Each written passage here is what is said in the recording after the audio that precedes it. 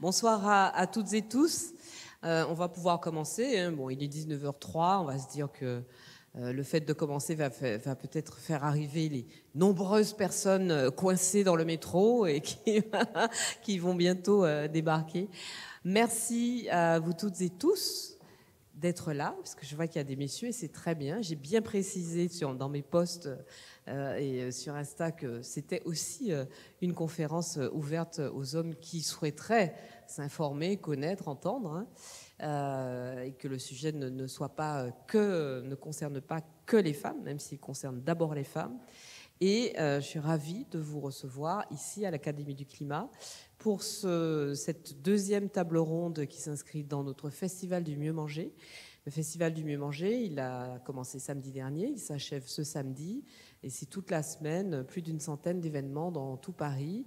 Alors beaucoup dans les cantines des écoles, dans les collèges, etc., mais aussi dans beaucoup de boutiques où il y a des magasins, où il y a des ateliers, où on apprend à faire son pain, à faire son kombucha, à faire ci, à faire ça. Il y a des inaugurations, des concours de cuisine. Là, je sors d'un concours de cuisine de crèche. Demain, nous avons un très beau concours de cuisine des écoles. Et puis samedi, ici à l'Académie du Climat, tout l'après-midi, tout un programme d'animation, de jeux, plein de choses pour les enfants et pour les parents. Des glaces italiennes bio, délicieuses, enfin italiennes le principe, mais elles sont faites en Île-de-France, bio, gratuites, qui ont un très très grand succès en général. Et puis nous aurons aussi un salon du livre de l'alimentation durable qui sera installé sur la place Baudoyer devant l'Académie du Climat, donc juste là, avec une série d'autrices et d'auteurs qui ont écrit, comme nos invités ce soir, sur la question de l'alimentation. Donc voilà, j'ai un petit peu meublé pour donner à tout le monde le temps d'arriver. Et on va pouvoir commencer donc cette table ronde que nous avons intitulée « À table la ménopause », hein, puisqu'on parle d'alimentation, puisqu'on parle de mieux manger. Mieux manger, manger genré. Et on va en parler avec nos trois invités ce soir. Ça me fait vraiment un très très grand plaisir de vous recevoir, mesdames, parce que d'abord j'apprécie beaucoup votre travail, et puis pour la vision très transversale justement de ces enjeux de santé des femmes, de plaisir qu'on peut se faire et qu'on peut avoir dans la vie, du fait de prendre soin de soi et des enjeux sociaux et même environnementaux que ça peut revêtir. Toute cette vision transversale me plaît beaucoup. Alors, Jennifer Hart-Smith. Jennifer est pâtissière, naturopathe, écrivaine, militante de la cause du mieux manger. Et ta dernière publication, alors je ne lis pas là parce que je l'ai oublié chez moi, mais il me semble qu'on devait avoir des livres pour la signature à la fin de la table ronde. Donc s'il y a un exemplaire de Bouillon bienfaisant, je veux bien l'avoir pour pouvoir le montrer. Donc ton dernier livre s'appelle Bouillon bienfaisant, aux éditions... D'accord, tiens. Je ne sais pas pourquoi on n'a que 2 micros. Non, avec, ce sera mieux quand même. Okay. Ouais. Aux éditions Hachette Cuisine. Hachette Cuisine, voilà. Ouais. Voilà. Donc un beau livre dans tous les sens du terme, à la fois avec des magnifiques illustrations, des recettes de bouillon bienfaisant, très très bien expliquées, tout ça est très didactique, et puis tout un travail de réflexion sur en quoi ces bouillons sont bienfaisants, à quel moment de la vie ils sont plus ou moins recommandés, et en quoi ils peuvent être parfois réconfortants. Elvira Masson, chère Elvira, merci d'être là. Bonsoir. Journaliste, chroniqueuse, là aussi grande défenseur du mieux manger, écrivaine, et vous avez publié, donc, alors celui-là je l'ai avec moi, et d'ailleurs c'était copublié avec Jennifer Hart-Smith, le manuel gourmand de la ménopause. Donc moi j'étais évidemment, alors j'en avais beaucoup entendu parler parce il est sorti l'année dernière. Il est sorti à l'automne 2023. Voilà, donc ouais. Il y a déjà presque 1 an et demi. Et j'avais tout de suite été intéressée par l'idée de gourmandise associée à la ménopause, ce qui est quand même assez rare. On va en parler. Et puis Anna Roy. Anna, faut-il vous présenter? Oui, bien sûr. Je pense que beaucoup vous connaissent. Merci beaucoup d'être là. Là aussi, alors sage-femme, chroniqueuse. Vous avez aussi écrit beaucoup de livres. Vous avez 2 podcasts, Sage Meuf et l'autre c'est Tout sur elle. D'accord, ça va être là. Hop. Et puis bon, voilà, vous avez toute une communauté de jeunes femmes et de femmes qui vous suivent pour la clarté, la précision, la simplicité de vos conseils, de votre ton qui n'est jamais descendant, qui n'est jamais en surplomb, et puis la facilité avec laquelle vous répondez aux questions très pragmatiques que vous posent à la fois vos patientes, mais les femmes en général qui vous rencontrent. Je vais d'ailleurs commencer avec vous, Anna. Donc vous avez à propos du sujet qui nous occupe ce soir, puisque vous avez écrit plusieurs livres, mais concernant la ménopause, un livre intitulé « C'est ma ménopause ». Et est-ce que c'est une façon de nous dire que chacune, alors c'est un guide, hein, ce livre, mais est-ce que c'est une façon de nous dire que, en fait, chacune d'entre nous qui l'ouvre, qui le lit, vit une ménopause différente? Est-ce qu'il y a autant de ménopause que de femmes? Oui, il y a autant de ménopause que de femmes. En fait, la vie des femmes est jalonnée d'événements. Les grossesses, le cycle menstruel, la puberté, les accouchements, les postpartum, les fausses couches, les interruptions volontaires de grossesse, tout ça, c'est des événements de la vie des femmes qui sont universels, c'est des événements universels, on va être très nombreuses à les vivre, et pourtant, le vécu et la façon dont ça va se passer est profondément singulier, et la ménopause n'échappe pas à ça, malgré le fait que on a l'impression que en fait, toutes les expériences féminines sont essentialisées, y compris celle de la ménopause, où on va dire la ménopause, c'est la vulve sèche comme une râpe à fromage, c'est le cercueil, au revoir, merci, bonsoir, on remballe tout et on s'en va. On sort du champ de la désirabilité et même de la vie sociale. Et en fait, pas du tout. Pas du tout. Voilà, mais on va le redire ce soir. Il y a au moins un point particulier avec la ménopause, c'est qu'il concerne absolument toutes les femmes. Parce que là, vous parliez Exactement. du fait des grossesses ou pas grossesses, interruption volontaire de grossesse ou pas, toutes les étapes qui peuvent jalonner la vie d'une femme. Mais une femme qui n'aurait eu aucun enfant, qui n'aurait eu aucun désir d'enfant, qui aurait eu, ou même une personne qui n'a aucune sexualité ou quoi que ce soit, quelle que soit la configuration, toutes les femmes en passent par là. Exactement, et je pourrais dire que d'ailleurs, et c'est plutôt une bonne nouvelle, être en ménopause, ça veut dire qu'on a un corps qui fonctionne bien, exactement comme la puberté, le fonctionnement ovarien s'arrête, et c'est une très bonne nouvelle. Alors il y a des théories, on va dire la théorie des grands-mères, la théorie de cela, la théorie de ceci, pour expliquer la ménopause. Moi, je crois simplement que le corps n'est pas fou et qu'en fait, il se protège d'une grossesse à un âge où ça devient dangereux. Et donc, en fait, c'est une très bonne nouvelle d'être ménopausée. Oui. C'est juste le fonctionnement. Alors, on va voir. Il peut y avoir des pépins et des soucis. Bien sûr. Et c'est pas rose pour tout le monde et on verra que c'est loin d'être le cas. Mais en tout cas, c'est un événement attendu, normal du corps. C'est pas une maladie, c'est pas une pathologie. On va voir, il y a des maux, il y a des difficultés, mais en soi, c'est plutôt une bonne nouvelle. Oui, j'ai vu qu'effectivement, vous dites même à un moment, bon, finalement, c'est pas si mal d'être ménopausée, ça a des avantages. Voire, c'est une chance. Mais oui. Alors ça, j'avoue, j'étais un peu surprise. Oui, c'est une chance parce que je pense qu'effectivement, une grossesse après 50 ans, ce serait pas du tout une bonne idée. Voilà. Donc non, c'est une chance. Et puis ça permet, en plus, c'est des points d'étape, c'est-à-dire que les femmes, on peut se plaindre de tous ces événements qui jalonnent notre vie, et en même temps, à chaque fois, c'est des points d'étape qui nous permettent de réinventer notre vie à l'aune de ce changement. Alors que les hommes ont une vie beaucoup plus linéaire en soi. Ils ont la puberté.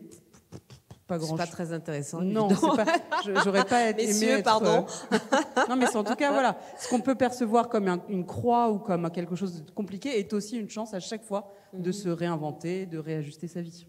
Alors, certes, chacune d'entre nous a vécu ou vivra une ménopause un peu personnelle. C'est un chemin très, très personnel, avec des symptômes parfois très différents d'une femme à une autre. Mais est-ce qu'on peut quand même définir ce qu'est la ménopause ?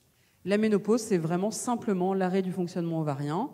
Elle est précédée d'une phase qu'on appelle la préménopause, qui, elle, peut être des fois beaucoup plus pénible que la ménopause en elle-même d'ailleurs, qui peut durer de quelques mois à 8 ans parfois. Ça peut être très long, la préménopause, parce qu'effectivement, les hormones vont commencer. D'abord, la progestérone va commencer à baisser, après, ce sera les oestrogènes, et avant que tout s'arrête, entre guillemets.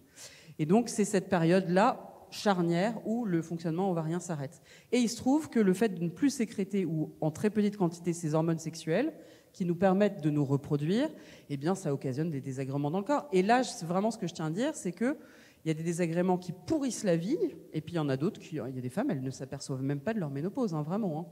Donc oui, tout est possible.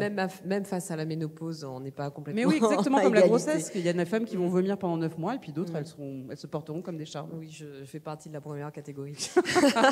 Mais c'était il y a très très longtemps. Alors, vous utilisiez tout à l'heure quelques clichés. Hein. Vous disiez la vulve comme une râpe à fromage et puis aller emballer ses pesées et au revoir.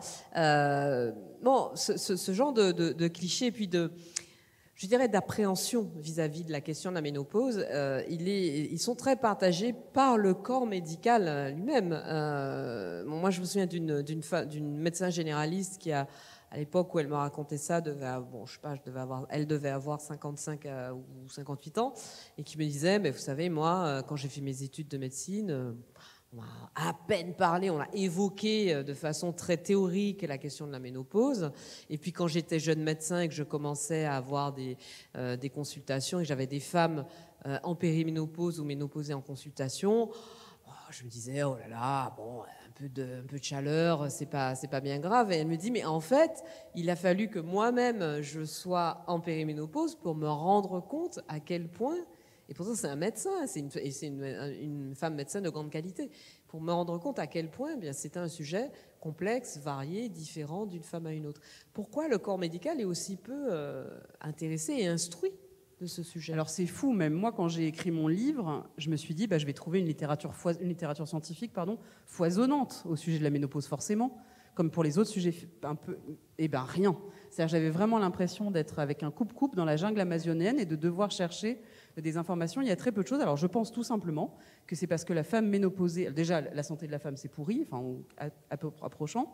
Mais là, particulièrement, parce que autant avant, une femme peut servir à quelque chose, c'est-à-dire à donner des enfants à la puissance publique, autant une fois qu'elle est ménopausée, elle ne sert plus à rien, elle ne sert à rien. Et donc, il y a vraiment les double effet santé de la femme et santé de la femme vieille. Alors là, c'est sexisme et agisme. Ça peut pas être pire, presque. Et c'est vrai qu'aujourd'hui, on n'a toujours pas établi la liste des symptômes autour de la ménopause. Hein. On en découvre, et moi j'en découvre par mes patientes, et je sais qu'elles ne délirent pas. Je suis sûre que c'est des symptômes liés aux variations hormonales, mais j'ai pour l'instant pas de livre ou d'études scientifiques qui me permettent de leur dire, oui, c'est ça, et il faut faire ça. Il n'y a rien. Très peu de choses. Et vous-même, vous racontez que, au début, la ménopause, ça vous passionnait pas beaucoup. Hein. Mais c'est pas ça, c'est que ça me faisait super peur. C'est-à-dire que j'en avais une vision qui était léguée par des grands professeurs de médecine que j'aimais d'ailleurs beaucoup, mais qui, eux, avaient en consultation des femmes très malades de la ménopause. Donc moi, j'avais une vision de la ménopause horrifique. J'avais une vision de la ménopause aussi qui était donnée par ma mère, où c'était pour moi associé dans la temporalité à un cancer du sein. Enfin, une vision, personne n'en parle dans la société. Enfin, donc moi, j'avais une vision très, très négative. Et puis de femmes que j'avais fantasmées étant, je sais pas, complètement horribles dès qu'elles enlevaient leurs vêtements. Quelle ne fut pas ma surprise. Quelle ne fut pas ma surprise. Vous racontez dans votre livre comment vous avez une femme vous a abordé en vous disant qu'elle voulait être une patronne suivie. Ma patronne de mon café. Elle me dit, Anna, il faut que vous me suiviez. J'étais là, non, pitié. Et en fait, c'était la découverte absolue. Elle allait très bien, elle était magnifique. Enfin, c'était pas du tout l'image que j'avais collée. Mais l'image, elle est partout, elle est dans les médias, elle est dans la politique, elle est partout. Oui, d'ailleurs, vous dites, en fait, le problème, c'est pas en soi la ménopause, le problème, c'est tout ce qui l'accompagne, c'est toute cette mauvaise image et les idées reçues. Et là, je veux vraiment rassurer les gens, c'est-à-dire que moi, quand je me suis intéressée au sujet, vraiment, je me suis dit, mais ce n'est que ça. Donc finalement, ok, il y a des problèmes, mais dans les problèmes, il y a quand même pas mal de solutions, et en fait, c'est pas grand-chose. Et il y a vraiment façon de se débrouiller. Donc, en fait, j'ai plus peur du tout. Mais alors, j'avais très, très peur. Non, il n'y a vraiment pas de raison d'avoir peur de la ménopause. Hein, vraiment pas. Bon, alors ça, elle occasionne quand même un certain nombre de désagréments. Oui, pour certaines, effectivement. Racontez-nous un petit peu quels sont on va dire, les dénominateurs communs. Vous avez toute une cohorte de symptômes. Vous avez les bouffées de chaleur, vous avez les douleurs articulaires, vous avez le syndrome génito-urinaire. Enfin, il y a plein de symptômes, mais qui sont plus ou moins forts selon les femmes. On va dire qu'il y a 25% des femmes qui sont très, très, très, très enquiquinées par la ménopause et qui vont vraiment avoir besoin d'un soutien, d'une aide. Voilà. Et on n'arrive pas, mais est-ce qu'on a cherché aussi, on n'arrive pas à faire de corrélation qui permettrait de comprendre pourquoi ces 25% de femmes sont particulièrement touchées? Non. C'est pas que la faute, t'as pas de chance. Non, alors il y a des pistes, on dit oui, ce sont des femmes peut-être qui mangent mieux, peut-être qui dorment mieux, peut-être qui consomment moins de toxiques, ça c'est vrai. Enfin, c'est-à-dire qu'effectivement, quand on arrive en bonne santé à la ménopause, effectivement, logiquement, on a moins de symptômes, mais c'est pas tellement très scientifique de dire ça non plus. Mais c'est pour ça que Et en médecine, on est très fort en traitement, on est moins fort en prévention. Et c'est vrai, c'est toute l'idée de préparer sa ménopause, justement. Mais vous dites, là vous parliez tout à l'heure du fait qu'une périménopause peut durer 8 ans. C'est long. Comment on sait qu'on est en périménopause et à partir de quand on peut se dire ah ben ça c'est tiens ça on se met à avoir des cycles irréguliers, on peut se surprendre à être d'une humeur bizarre, il y a plein de symptômes de la périménopause qui sont liés à un défaut de progestérone, pardon. Et là, il faut vraiment dire aux gens qu'il y a des solutions pour le coup de prendre de la progestérone. N'ayez pas peur, mais ça peut faire vraiment beaucoup de bien en deuxième partie de cycle. Et après, les oestrogènes, par exemple, la chute des oestrogènes, c'est ce qui va occasionner les bouffées de chaleur, etc. Mais la baisse de la progestérone, on peut mal dormir, on peut être d'humeur un peu dépressive, pas bien, des brouillards mentaux, on peut être pas très bien. Et surtout au cycle irrégulier. Alors, vous parlez du fait de s'y préparer. Comment on se prépare alors en fait, c'est un peu absurde l'idée de se préparer à la ménopause, parce qu'en fait, il faudrait qu'on soit en prévention déjà depuis le plus jeune âge, avec le périnée, avec l'alimentation, avec le sport, avec etc., etc. Mais de fait, c'est pas le cas. Mais préparer sa ménopause, c'est arriver en meilleure santé possible au moment de la périménopause, et c'est loin d'être le cas, surtout dans les populations précarisées. Donc ça, c'est vraiment des messages, mais là, ça me dépasse un peu mes compétences. Mais en termes de sport, d'alimentation, c'est clé, par exemple. L'alimentation, justement. Elvira, vous dites l'âge pour s'y intéresser à la ménopause, c'est tout le temps, en fait.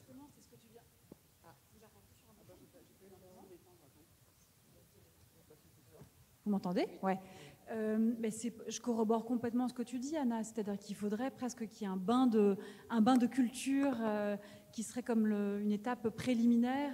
C'est une préparation qui doit commencer dès qu'on est en âge de commencer à se documenter, à s'intéresser à divers sujets, parce que c'est toute une culture peut-être du bien-être. Et effectivement, il y a une approche très inégalitaire, en tout cas, socioculturellement par rapport à ces sujets-là. Est-ce que, par exemple, on devrait se dire que dès la puberté, on devrait comprendre que on nous explique le cycle des règles, etc., et qu'on devrait aussi nous parler ménopause. On devrait nous expliquer le lien entre alimentation et santé. Enfin, c'est pas Audrey à toi que je vais dire ça. Toi, c'est quand même qui milite pour ça et pour cet apprentissage-là dès l'école.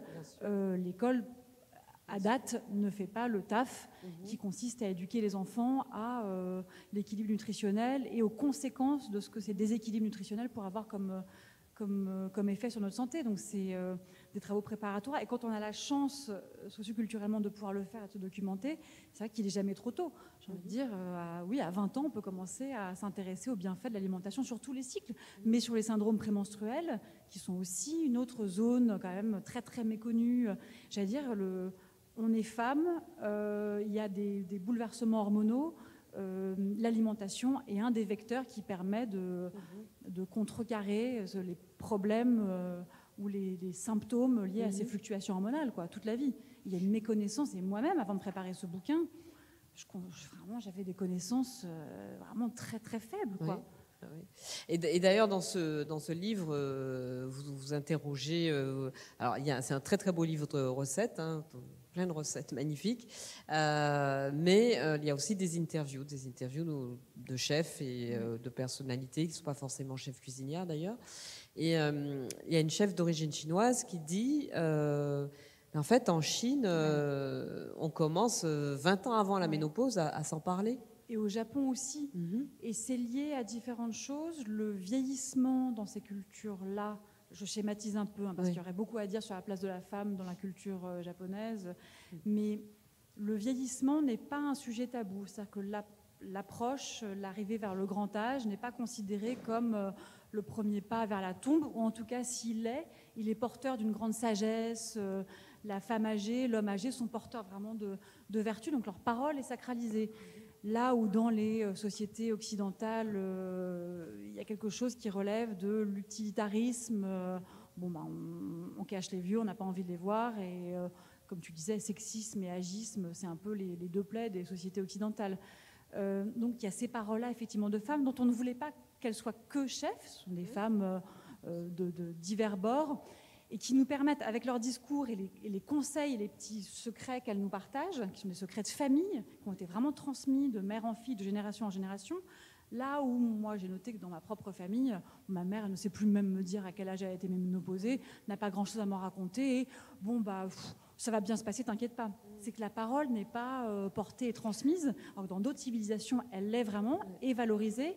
Et il y a plein de choses à adopter qui méritent vraiment d'être partagées. Et aussi, ce qu'on s'est dit avec Jennifer en préparant ce bouquin, c'est que donner la parole à ces femmes-là, c'est permettre aussi à nous, lectrices et éventuellement lecteurs en France, en Europe, d'ouvrir un peu nos chakras. C'est que cette période peut aussi être une période, certes, stressante parce qu'on ne sait pas ce qui nous tombe dessus, stress x2 parce qu'on a un gynéco qui n'écoute pas forcément ce qu'on lui raconte et qui est peut-être un petit peu à côté de la plaque. On est un peu paumé. Et alors qu'en même temps, ça peut être un formidable laboratoire, à condition qu'on se soit documenté, qu'on ait la chance de pouvoir le faire, d'acquérir des connaissances d'autres cultures en se disant je vais faire quelques petits changements, des micro-changements. Il ne s'agit pas de faire des énormes bouleversements de tout ce qu'on mange, mais des micro-changements à la marge, avec des nouvelles habitudes, peut-être issues d'autres cultures alimentaires. Donc se documenter, ouvrir ses chakras et peut-être adopter des petits mécanismes qui viendraient d'ailleurs. Et c'est une période assez géniale pour ça, quoi. Tout à fait. C'est vraiment ce qu'on ressent dans les interviews. Mais moi, ce que m'a frappé en lisant les différents témoignages que vous avez recueillis dans ce livre, c'est que je me suis dit, mais on est complètement en retard en France, en fait, parce qu'à part Alessandra Montagne-Gomez, qui est donc une chef franco-brésilienne et qui a grandi dans un contexte un peu particulier, qui dit qu'effectivement sa grand-mère, elle a été élevée par sa grand-mère et que ces questions-là n'étaient pas du tout abordées. Et puis la société brésilienne est une société qui est encore par certains aspects,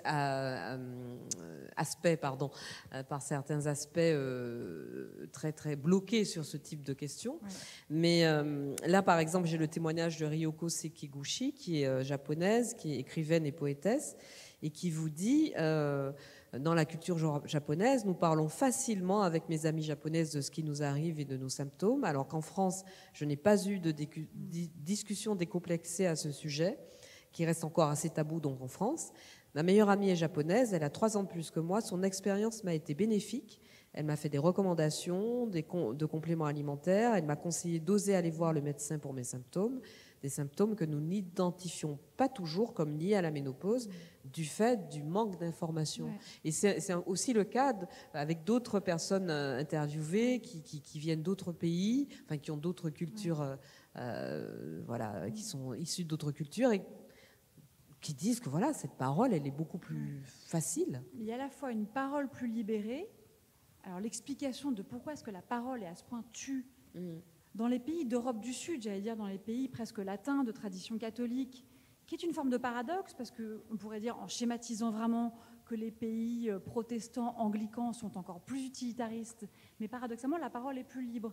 Alors, est-ce qu'il n'y a pas quelque chose, on se disait avec Jennifer juste avant de démarrer la conversation, de la femme française et la femme italienne, qui doit être cette femme hors d'âge.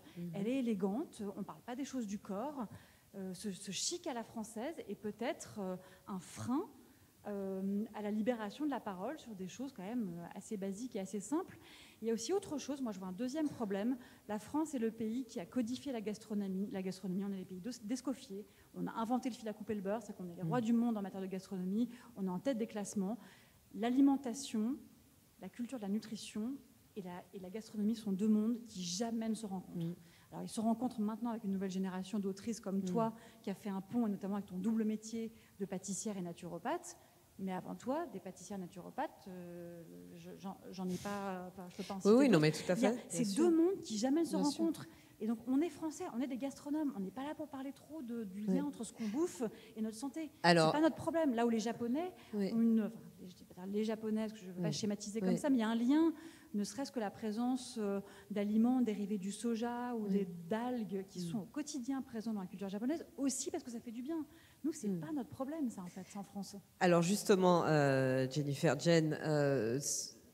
effectivement, on n'a pas cette habitude en France. Quand on dit naturopathie, soins par l'alimentation, le mot saveur, le mot plaisir ne vient pas à l'esprit.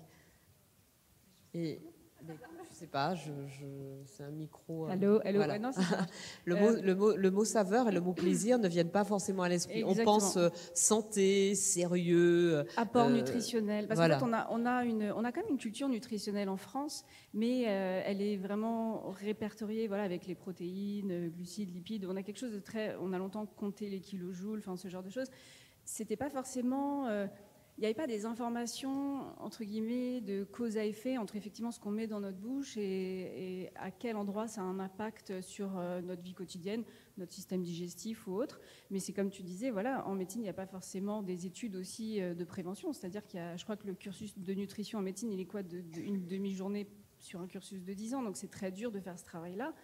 On a quand même...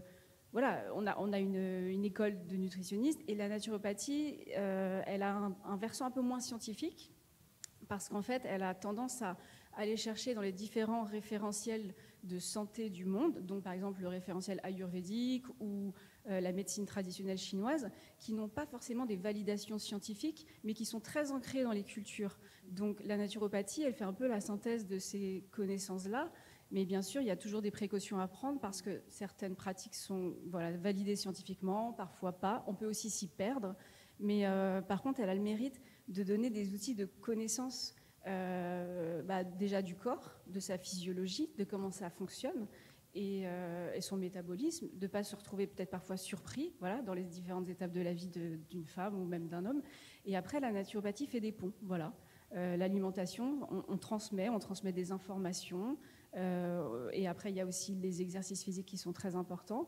Mais on trouve dans ces référentiels-là beaucoup de joie, beaucoup d'inspiration créative. Et moi, par exemple, je trouve ça super d'aller puiser juste dans le livre qu'on a fait ou dans celui que j'ai fait après sur les bouillons, des pratiques qui sont comme ça juste gastronomiques. Et quand on les décortique d'un point de vue santé, elles sont extrêmement justes. C'est-à-dire qu'il y a quelque chose de l'ordre du bon sens, à la fois dans les associations d'épices, la façon dont on va cuire certaines choses avec d'autres ingrédients. Et là, on se dit, OK, en fait, il y a plusieurs centaines d'années de pratique où peut-être on ne calque pas un discours comme ça, mais c'est juste ancré dans la culture. Voilà, c'est ça. Alors, encore une fois, moi, ce qui me frappe dans le livre que tu as publié, Bouillon bienfaisant, ou dans ce livre consacré à la bonne alimentation, donc le manuel gourmand de la ménopause, c'est cette notion de gourmandise, parce qu'en plus, dans gourmand, oui, il y a l'idée de se faire du bien à soi-même. Et dans bienfaisant, effectivement, un bouillon, déjà quand on dit bouillon, bon là il fait un peu chaud aujourd'hui, mais en hiver, en plein hiver, quand on pense au bouillon, c'est plutôt déjà réconfortant, ouais. Et un bouillon bienfaisant. Et donc ce lien entre naturopathie et saveur, oui, et plaisir, oui, il est particulièrement important quand on pense à la nutrition, l'alimentation par rapport à la phase de ménopause. On n'est pas dans la diététique pure. En fait, on est effectivement dans la gourmandise. Et je trouve que tu parlais tout à l'heure du témoignage de Ryoko, qui justement, avec toute sa dimension de poétesse, montre comment, dans cette période de la vie, on peut réenchanter sa cuisine. Elle s'est passionnée, par exemple, pour les poivres. Voilà. Elle s'est pas dit, le poivre, ça a tel apport nutritionnel ou tel versant sur ma santé. Mais par contre, elle a mis du goût, de la gourmandise, et c'est aussi une période où on est effectivement un petit peu perdu en termes de qu'est-ce qu'il faut faire. Malheureusement, parfois, on a toute une série de symptômes qui nous tombent dessus. L'alimentation ne pourra jamais avoir un impact antisymptomatique comme les médicaments longs. Ça pourra pas. On ne peut pas manger d'une certaine façon et en 2 semaines, le problème est réglé. Je ne suis pas tout à fait d'accord avec ça. Il y a des femmes qui, en changeant d'alimentation de façon un peu radicale, ont obtenu des résultats spectaculaires, que ce soit en termes de syndrome prémenstruel ou de préménopause. Ça peut être incroyable. Surtout ce qui est la dimension anti-inflammatoire. Voilà, parce qu'il y a quand même des choses. On enlève par exemple du gluten ou du lactose. Et ça, oui, nous, les naturopathes, c'est la première chose qu'on fait. Mais je fais attention, moi, avec l'exclusion des familles d'aliments, parce que justement, je trouve ça un peu dommage de se mettre dans un endroit où on est dans une approche restrictive par rapport à... Oui, bien sûr, mais moi je pense que la plupart des femmes, elles se nourrissent avec des produits ultra transformés. Ouais. La réalité du terrain, c'est ça, c'est des plats surgelés avec 50 000 additifs, oui, pas bio, etc. Ouais. Et ces femmes-là qui vont juste avoir une alimentation normale, ouais, et ben, ça va leur changer du tout au tout. Ça change absolument tout sur la vitalité, l'énergie. Mais par exemple, on ne va pas régler des symptômes tout de suite. Ça va prendre un peu de temps. En fait, c'est surtout ce que je dis aux gens que je suis ou dans le discours que j'ai, c'est il faut aussi accepter que ça prend un peu de temps. Si on est on essaye d'avoir une réponse antisymptomatique assez rapide, voilà, ça peut marcher. Et puis parfois, il faut juste se donner un peu de temps pour rééquilibrer. Et puis surtout, on est quand même dans une période où il y a beaucoup d'injonctions. Et faut y aller tranquille, quoi. Voilà. Et le plaisir, il est là pour ça. Et donc voilà. Oui, c'est ce qui m'a frappé à la lecture enfin, en rapprochant vos livres, c'est que ce soit du côté d'Anna ou que ce soit dans ce livre que vous avez coécrit ou dans Bouillon bienfaisant, il y a toujours cette notion, quand on en arrive sur la question de la ménopause, il y a toujours cette notion de se faire plaisir, Ouais, c'est important. s'occuper de soi, parce qu'on est perdu. presque se recentrer, en fait. Elvira, si vous voulez dire un mot. Mais d'ailleurs, oui, tu pointais le nom même de notre bouquin, le manuel gourmand de la ménopause. C'est presque un peu un oxymore ou un peu un pied de nez. Tu t'attendrais à ce que ce soit le manuel gourmand des confitures. En fait, c'est de la ménopause, quoi.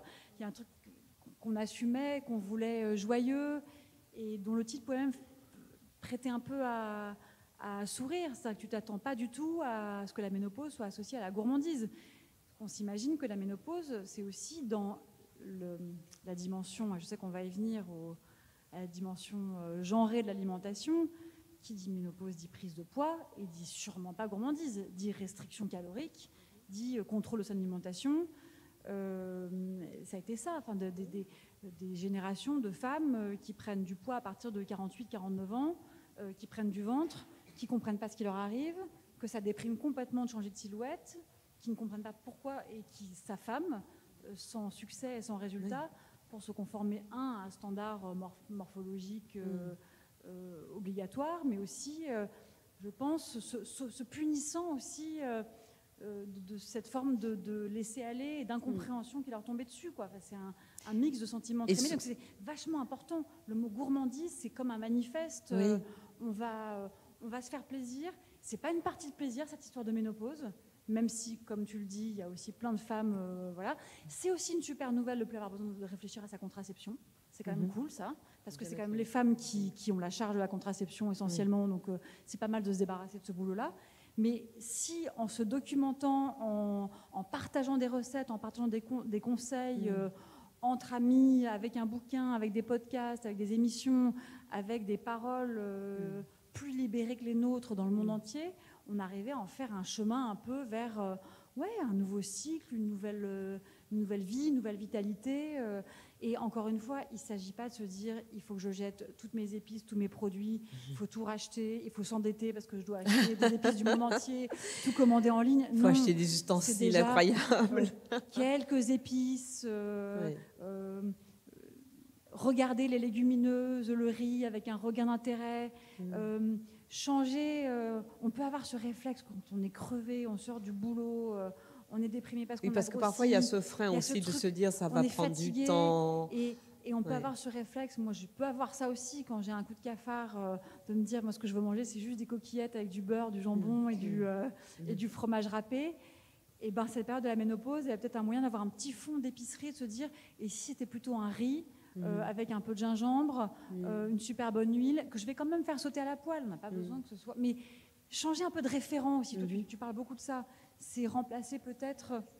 Voilà, c'est pas tellement ce qu'on va enlever, c'est pas ce qu'on supprime, mais ce qu'on va ajouter en gourmandise pour se faire plaisir, dans des répertoires un tout petit peu différents et peut-être un petit peu moins ethnocentrés, mais joyeux et simples. Différents, mais pas forcément plus compliqués. Pas plus compliqués. Je reprends ce et que pas dit... coûteux, et pas long, parce qu'on n'a pas le temps. Quoi. Voilà, un petit bout de ce que dit Père Lasserre-Van-Schreiber, qui a 80 ans maintenant, et qui dit, surtout, j'ai la chance d'aimer cuisiner, quelle joie de préparer quelque chose de simple comme un œuf sur le plat avec un bon poivre et un peu de comté. C'est vrai que c'est pas très compliqué. On n'est jamais seul quand on cuisine, et c'est plus important que jamais quand on vieillit. J'ai trouvé ça très, très il faut avoir très la bande inspirant. passante, il faut avoir le loisir de cuisiner. Quand on dit on a toujours le temps de cuisiner... Oui. Non, mais là, en l'occurrence, je suis d'accord, mais en l'occurrence, faire un œuf au plat avec un petit morceau de comté et un tour de poivre, ça prend pas trop de temps. Et c'est surtout, se dire, je peux aller voir un peu ailleurs, s'il n'y a pas des petites choses à piocher. Et c'est une période de transformation. On est pleine de bouleversements. Alors, pourquoi pas transformer un tout petit peu aussi son alimentation pour le mieux, parce qu'il n'y a que des bénéfices à en tirer, ça peut être joyeux. Se voir un peu comme un laboratoire expérimental. Voilà. Et dire qu'effectivement, il y a des recettes clairement qui demandent un peu de temps, un peu d'équipement, etc. Mais il y en a aussi qui sont très simples. Anna, alors, moi, il y a un petit truc qui me chiffonne un petit peu quand même, c'est que je suis hyper d'accord, évidemment, pour qu'on parle de façon très positive et très quasiment enthousiaste du sujet. Mais je ne voudrais pas qu'à l'inverse, on donne l'idée que quand on est une femme qui vit mal sa ménopause, qui se sent déprimée, qui prend du poids, qui ci, qui ça, on est nul. Ah non, pas du tout. C'est quand même le cas pour beaucoup de femmes. Oui, c'est très fréquent et c'est une période qui peut être très très mal vécue, bien sûr, même mise en dehors de la pression sociale autour. Parce que là, il y a un nouveau. Alors, c'est pas le cas ce soir, mais il y a un nouveau. Il faut réussir sa ménopause comme on réussit son mariage. Ménopause, vous le dites dans votre livre, et puis bon, on voit des femmes qui nous disent moi, la ménopause, même pas mal, c'est la meilleure partie de ma vie et tout ça. C'est tant mieux pour elle, mais c'est pas toujours comme ça. Pas du tout. Il peut y avoir des 10 à 30% de dépression, les douleurs articulaires, les bouffées de chaleur. Enfin, ça peut vraiment empoisonner la vie pendant plusieurs années.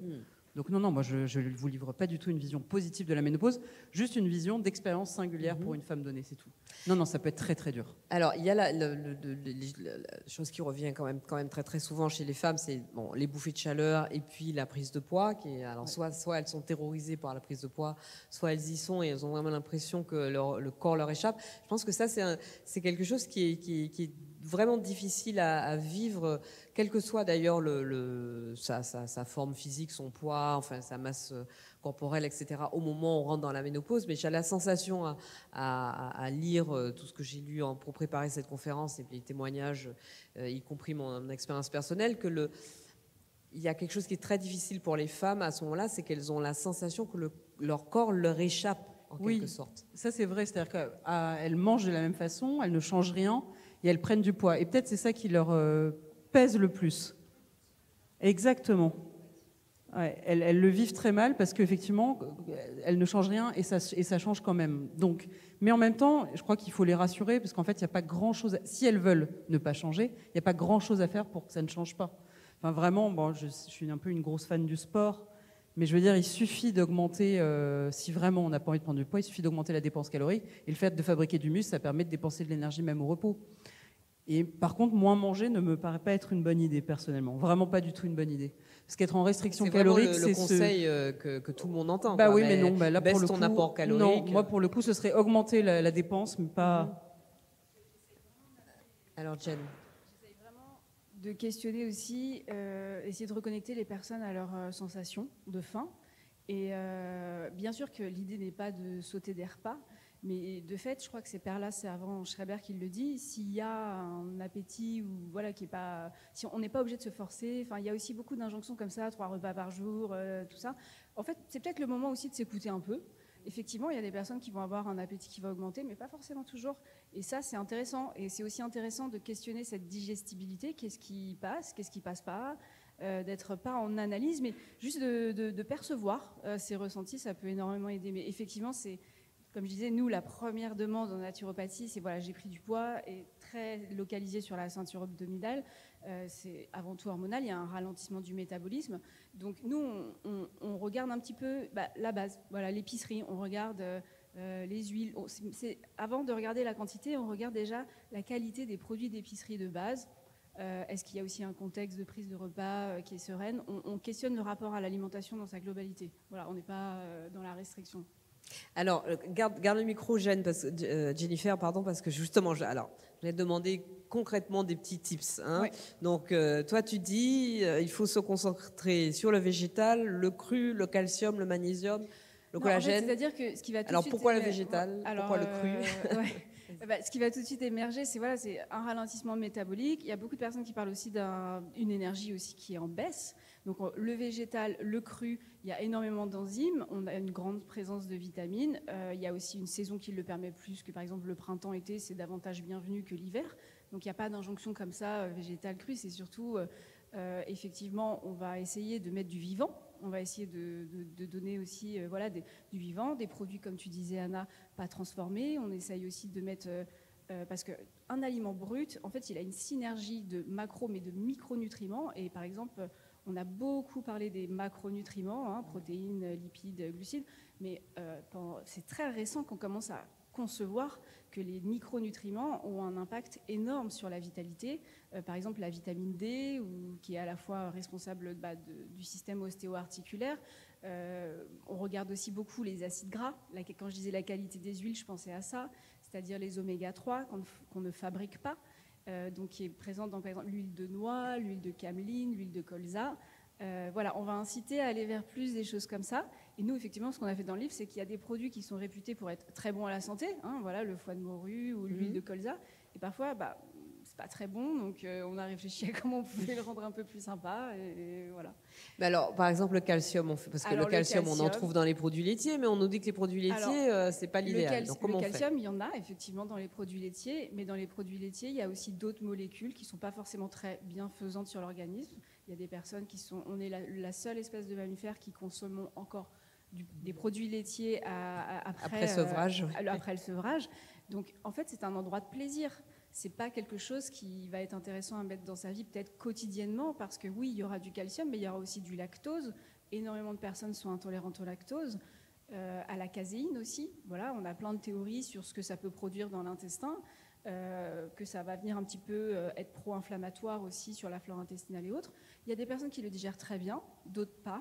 Il y a aussi un paramètre culturel. Il y a aussi des cultures où c'est pas du tout présent les produits laitiers. La culture japonaise, il n'y a pas de produits laitiers. Mais le calcium, on l'a aussi dans les noix, dans les amandes, on l'a aussi dans les algues. Nous, on a énormément utilisé les algues. On a essayé de les démocratiser un petit peu parce que ça nous a semblé être un ingrédient vraiment à la fois gourmand, gustatif et intéressant nutritionnellement.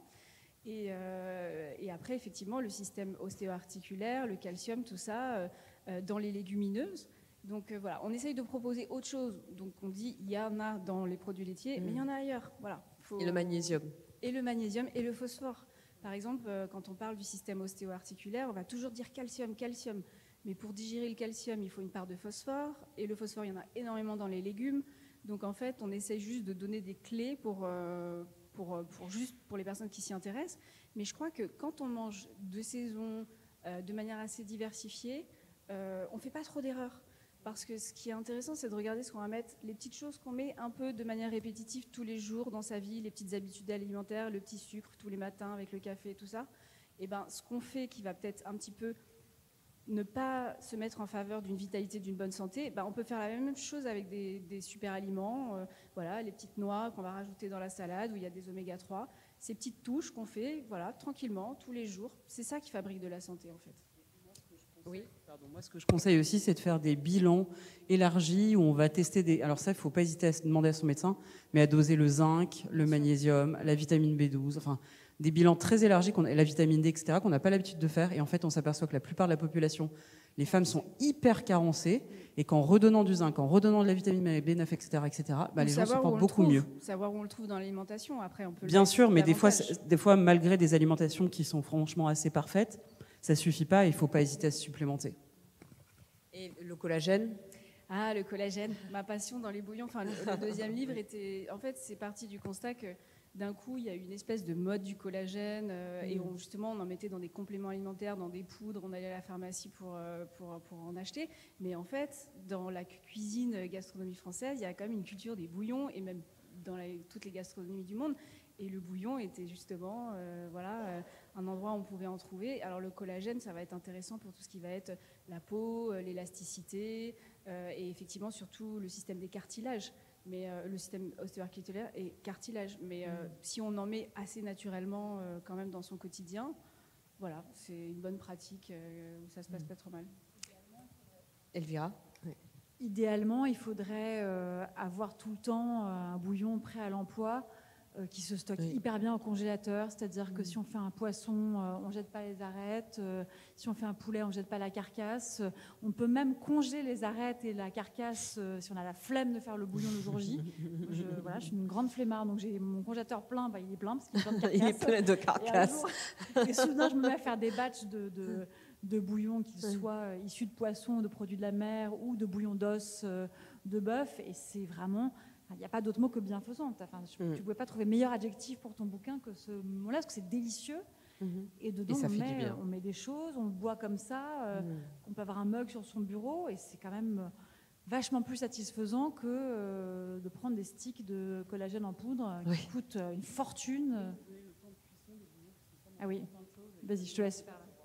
Alors, si on veut être sur une extraction du Le collagène, temps de cuisson des bouillons. si on est sur une approche alicament, c'est-à-dire vraiment, on veut être dans une démarche où on veut vraiment avoir du collagène dans ces bouillons, on est sur un mode de cuisson douce et longue et lente. Donc, il faut avoir du temps. On peut en faire aussi une grosse quantité, en congeler. Par contre, effectivement, si par exemple on veut un bouillon riche en zinc, par exemple, on va utiliser plus des fruits de mer. Et là, on est sur des cuissons d'1 heure. Et les bouillons de légumes, alors c'est très rapide, c'est 30 minutes, 40 minutes. Et là, c'est pareil. Là, on n'a pas de collagène, par contre. Le bouillon d'os, par exemple. Le bouillon d'os, alors, je pense que sur une carcasse de poulet, comme il y a moins de collagène que par exemple sur des os de bœuf, on va être on va être à peu près comme une cuisson de poule au pot. Moi, j'ai tendance à faire ça d'ailleurs, à cuire mon poulet immergé dans l'eau, à peu près 1 heure, 1 heure et demie comme une poule au pot, le dépioter, mettre la viande de côté et après refaire une cuisson tranquillement d'à peu près 1 heure. Et là, on a une extraction du collagène. Il y a aussi l'ajout de vinaigre qui permet de favoriser davantage le collagène. Par contre, pour le bouillon d'œuf, là, on est bien sur 4 heures, 5 heures. Donc voilà, pour le collagène. Alors Anna, justement, je vous laisse reprendre le micro, puisqu'on parlait là de façon très, très précise, magnésium, calcium, etc. Est-ce qu'il est nécessaire d'être suivi par un médecin? J'ai lu que vous dites pas forcément, mais c'est mieux quand même. Bah oui, non, effectivement, c'est pas nécessaire parce que je l'ai dit, c'est pas une maladie et puis si on n'a pas de symptômes, on n'a pas besoin de consulter. Seulement, moi, je suis une grande défenseuse de la médecine de prévention et je trouve que c'est bien d'aller voir des professionnels de santé quand on n'est pas malade avant de l'être pour essayer d'ajuster ce qui pourrait être mieux pour ne pas être malade. Donc non, moi, j'aurais tendance à être suivie. Alors, suivie par qui? Il y a les médecins traitants. Si on aime bien son médecin traitant, bah, c'est génial. Par un gynécologue ou par une sage-femme. Les trois sont tout à fait adaptés. Ce qu'il faut, c'est trouver la bonne personne avec qui on s'entend bien. Et c'est pour ça que je vous dis souvent, mais faites du nomadisme, essayez plusieurs personnes avant de trouver la bonne personne. Parfois, c'est long. Moi, par exemple, j'ai dû voir 7 personnes avant de trouver la bonne personne qui me convenait, alors que pourtant, j'avais déjà des bonnes adresses. Et vous dites, alors il y a le gynéco, sage-femme ou médecin généraliste, ou peut-être même parfois un peu des trois, mais vous conseillez aussi d'autres médecins. Alors j'ai vu le masseur kinésithérapeute, pourquoi? Absolument, le masseur kiné, on les connaît pas toujours bien, mais par exemple pour les douleurs articulaires, ils donnent des exercices de gym qui sont vraiment adaptés, etc. Ça peut être très très bien. Puis faire des massages, puis du drainage lymphatique, ça fait du bien vraiment le masseur kiné. Puis après, il y a plein d'autres professionnels de santé. D'ailleurs, drainage lymphatique, j'ai vu dans un post récent que vous le conseillez. Je trouve ça vraiment... je pensais que c'était un peu de la gnangnan. Enfin, du gnangnan. En fait, c'est très efficace. Oui, je confirme. Vous conseillez aussi, éventuellement, d'ajouter un psy à la galaxie. Absolument. Les professionnels de la santé mentale font toujours peur en France. Alors, on a l'impression que ça y est, plus personne n'a peur des psys. Mais ça, c'est très parisiano-centré. En fait, on a toujours très peur des psys qu'on associe à la folie, alors que non, en fait, un psy, ça peut vraiment accompagner dans une période charnière, une période difficile, le départ des enfants, j'en sais rien, quoi, aux caisses. Ça peut être vraiment très bien d'avoir un psychologue ou un psychiatre, il ne faut vraiment pas en avoir peur. À côté du psy, le sexologue. Oui, absolument. La ménopause. Alors là, c'est encore plus tabou que le psy. Hein. Oui, alors pourtant, il ne faut pas. Il y a des sages-femmes sexologues, il y a des médecins sexologues que vous pouvez aller voir. Effectivement, la ménopause est associée avec parfois des troubles dans la sexualité, mais comme le postpartum, mais comme plein de périodes de la vie des femmes. Pas de crainte à aller voir un sexologue. Et d'ailleurs, il y a quelque chose qu'on ne dit jamais, mais souvent les hommes ont beaucoup de problèmes sexuels à cette période-là. C'est pas lié à leur femme, pas du tout. C'est qu'ils ont aussi l'andropause et la baisse de la testostérone. On va pas en plus être responsable. Non, mais ça, souvent, il y a des femmes qui disent non, mais il faut vraiment dire qu'il faut qu'ils consultent des urologues, en fait, parce que souvent les femmes disent c'est de ma faute, il a plus de désir parce que je sais pas quoi. Non, pas du tout. C'est juste qu'il vieillit et qu'il a moins de testostérone. Il faut qu'il aille voir l'urologue, se faire prendre en charge et ça ira mieux, quoi. Avoir aussi éventuellement un endocrinologue. Oui. Parce que souvent, effectivement, en fait, le système hormonal est très complexe et très intercroisé. Et donc, il peut y avoir des problèmes de thyroïde, il peut y avoir plein de problèmes de cortisol, il peut y avoir tout un tas de problèmes qui s'intercroisent. Et ça peut tout à fait valoir le coup de faire le point avec un endocrino. Oui, absolument. Un cardiologue? Absolument. Il y a programme... non, mais alors attention, parce que là, vous vous dites, il faut que j'aille voir tous ces gens-là. Ouais, c'est ça. Pas du tout. Non. On fait en fonction de ses fragilités à soi, bien sûr. Ou alors, on peut aller voir tous si on a tous les problèmes. Mais oui, le cardiologue, la santé cardiovasculaire, on le sait, se dégrade avec la ménopause. On n'a plus les œstrogènes protectrices. Et donc, ça peut valoir le coup aussi de faire un point avec un cardiologue, absolument. Rhumatologue? Oui, rhumatologue. Tout le monde se dit... Non, mais vous avez donné une liste. Moi, j'ai noté la liste. Rhumatologue, ça, on se dit, c'est que les médecins du grand âge et tout. Pas du tout. Les rhumatologues sont très bien. Il ne faut pas avoir peur d'aller voir les rhumatologues. Et d'ailleurs, vous terminiez cette liste de préconisations, mais qui, encore une fois, chacune fait en fonction de son vécu, par la naturopathie. Parce qu'effectivement, bah oui, on y revient. Que je rejetais beaucoup. Hein, je suis désolée, mais à culpa. Enfin, j'ai regardé ça un peu d'un mauvais œil. Mais parce que j'avais besoin de... Et en fait, vraiment, effectivement, c'est très, très intéressant. Et la micronutrition me passionne. On a une culture en France, malheureusement, aussi, où on oppose des disciplines. On peut vraiment travailler main dans la main dans une approche de santé intégrative. Je pense que quand les naturopathes savent rester à leur place et laisser toute la partie, justement, médicale, qui n'est pas leur domaine, vraiment, sur la partie alimentation, ils ont vraiment un rôle à jouer, et même sur l'accompagnement, exercice physique, respiration et autres. Mais en tout cas, merci de considérer que ça peut aider. Moi, je pense vraiment que ça peut aider parce que c'est un moment où on peut prendre le temps, voilà, de regarder comment chacun fait, quoi. Alors, je reviens sur la notion, et je vous laisse choisir laquelle d'entre vous veut répondre la première, sur la notion de prendre soin de soi. Se recentrer, s'occuper de soi et de façon, encore une fois, holistique. Il y a Bina Paradin que tous les amateurs de bonne alimentation connaissent, donc qui est, elle, plutôt spécialiste des épices. Et Bina, qui donc vient du Kerala, enfin elle dit ma famille vient du Kerala, donc une région d'Inde, qui est très matriarcale. Donc là aussi, elle parle de la facilité avec laquelle les femmes parlent de ces sujets-là, ce qui n'est pas le cas en France. Même entre femmes, même entre copines, on n'est pas toujours très à l'aise avec le fait de parler de ce sujet. Et concernant l'approche qu'elle a, elle dit, voilà, dans l'Ayurveda et dans la philosophie indienne au sens large, le vieillissement n'est pas considéré comme un déclin, mais comme une phase de nouvelle capacité intellectuelle, de sagesse, de perspicacité. La ménopause n'est pas vue comme un problème, mais comme un sujet abordé de façon holistique, combinant alimentation, activité physique, posture de yoga, lutte contre le stress et évidemment tout ce qui est naturopathie. Qu'est-ce qu'il faut pour qu'en France, bon, à part vos livres, on s'achemine vers une prise en compte de tous ces aspects-là pour la santé des femmes? Je crains qu'il ne faille du temps. Et je pense qu'on a un peu pensé, quand notre livre est sorti à l'automne 2023, au moment où toi tu commences à pas mal en parler aussi, des podcasts sont sortis, il y a eu des traductions de livres étrangers, il y a un roman graphique consacré à la ménopause qui est sorti. Il y a eu un moment médiatique ménopause à l'automne 2023. Et on s'est peut-être imaginé un petit peu naïvement que ça y est, les vannes étaient ouvertes, que tout le monde allait adorer parler de ça. J'avoue ma naïveté. Ouais, non, voilà, on a été un petit peu naïfs parce que finalement ça ne suscite pas tant d'intérêt que ça. Donc il faut du temps pour que les mentalités s'habituent à un discours qui s'installe. Hein, à la preuve, on fait cette discussion ce soir. Les livres trouvent quand même preneur chez les éditeurs, se vendent. C'est encore un sujet un peu flippant, un peu stigmatisant, mais moins qu'il y a 3 ans, moins qu'il y a 4 ans. Ça ne galope pas aussi vite qu'on l'aurait voulu, ça c'est clair. Il faut que la parole continue de se libérer. Après, à ta première question qui était ça consiste en quoi prendre soin de soi et qu'est-ce qu'on aurait à dire là-dessus, je pense que première étape, se documenter, en parler, se renseigner quand on a la chance de pouvoir le faire.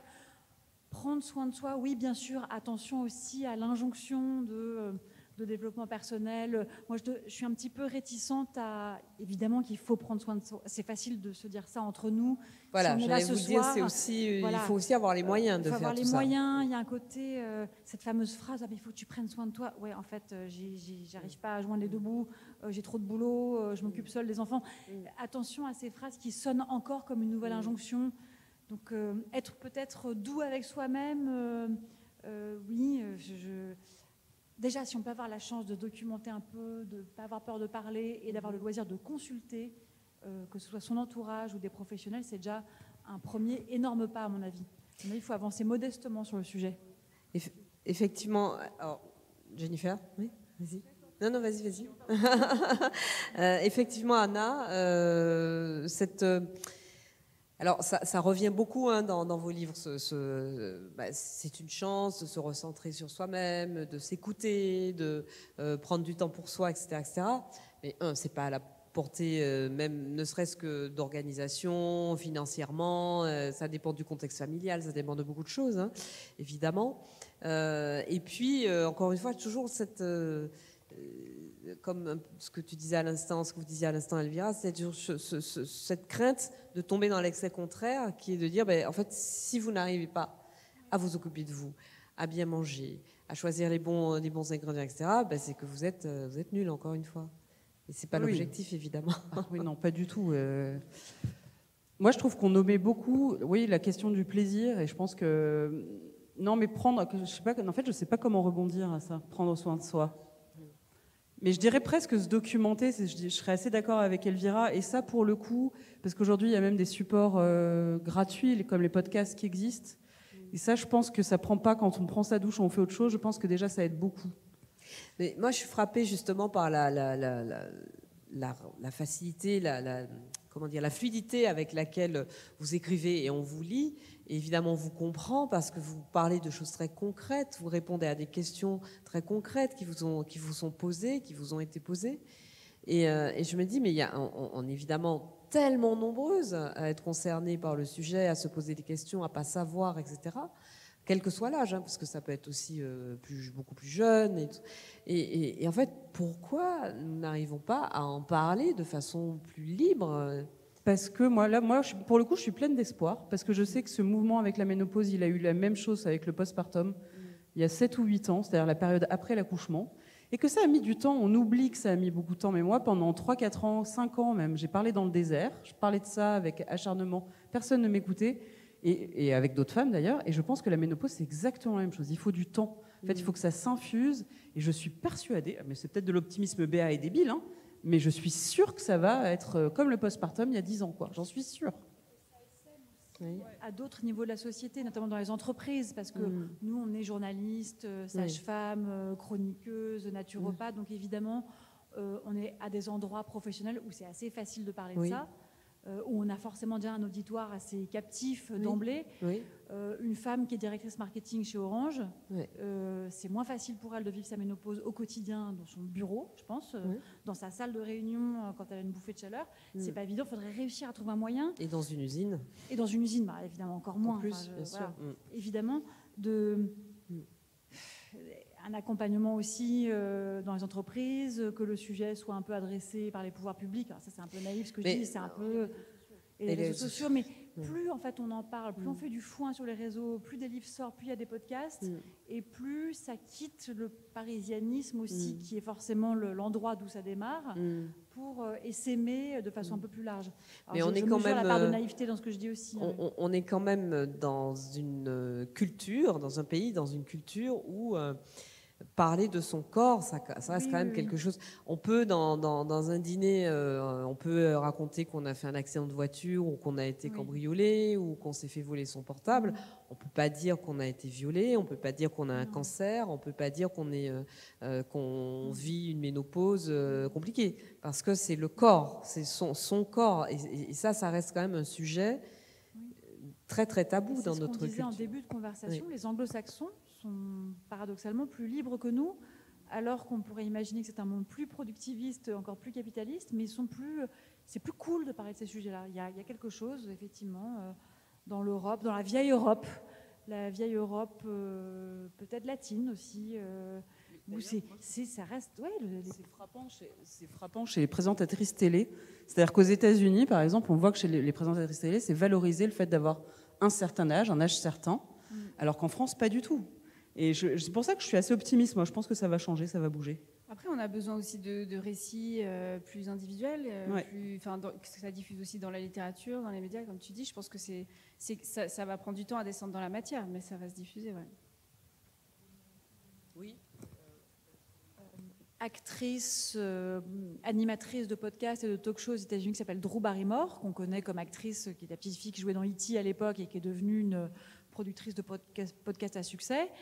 Et dans son émission de télé, elle a médiatisé sa première bouffée de chaleur qui est tombée dessus. Elle l'a racontée en direct.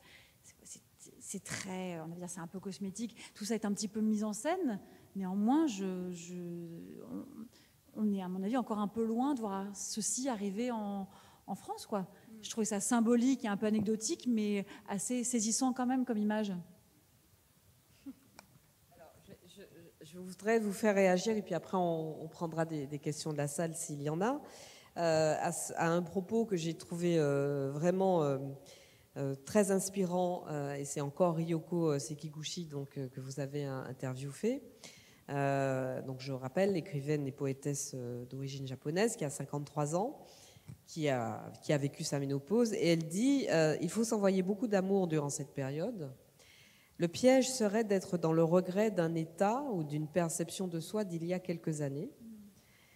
La lutte contre le temps est énergivore et à contre-courant du plaisir. Il faut bien garder à l'esprit que cet état de périménopause et de ménopause passe. C'est comme un tunnel plus ou moins long, mais après, il y a la lumière, le soleil. On retrouve une forme d'énergie et cet orage est derrière nous. Elle dit, je suis en train de sortir de cette période et je me suis même découverte une forme que je n'avais jamais connue avant. Donc, bon, il y a de l'espoir quand même. Hein. On en sort à un moment. Mais oui, c'est transitoire. En fait, c'est une période de mue, mais c'est transitoire. Ça, c'est vraiment hyper important de l'avoir en tête. Vraiment. J'avais oublié la teneur exacte des propos de Ryoko. C'est un beau, mais c'est à la fois très réaliste et c'est porteur de cette lumière au bout du tunnel, quoi. Il faut une forme un petit peu d'acceptation aussi et de mise en œuvre de tous les moyens qu'on peut, qui sont à notre portée, sans aller chercher forcément super loin pour se faire du bien et s'envoyer de l'amour, pour voilà, tenir le cap et attendre que ça passe. Et plus on a des connaissances, plus on sait de choses, plus on a la chance de pouvoir savoir des choses, plus on a le pouvoir sur ce qu'on vit aussi. Voilà. La naturopathie nous aide. Oui, tu voulais que je réponde à quelle question du coup? Non. Pardon? Non. La phrase, non, oui. Moi ce que je trouve que c'est effectivement la dimension, voilà, comme on disait, c'est un privilège de pouvoir se prendre soin de soi, mais je pense qu'on a quand même toutes accès à des endroits de plaisir qui sont très quand même personnels. C'est juste parfois s'autoriser un temps d'introspection pour savoir qu'est-ce qu'ils sont. Et je suis sûre que même parfois c'est à contre-courant de la société. C'est pareil, tu parlais de la sexualité tout à l'heure. C'est toujours une approche parfois extrêmement performative. Je pense qu'il y a aussi beaucoup de choses à réinventer et donc ça peut être une période aussi pour re-questionner ces choses-là. Voilà. Merci beaucoup, mesdames. Merci beaucoup à toutes les trois. On va laisser un petit temps de questions dans la salle. Parce que sinon, moi, j'en ai d'autres, des questions, mais est-ce que l'un ou l'une d'entre vous, alors on va peut-être donner la parole d'abord à une femme, à question à poser à nos intervenantes. Oui, madame. Je vais faire circuler le micro.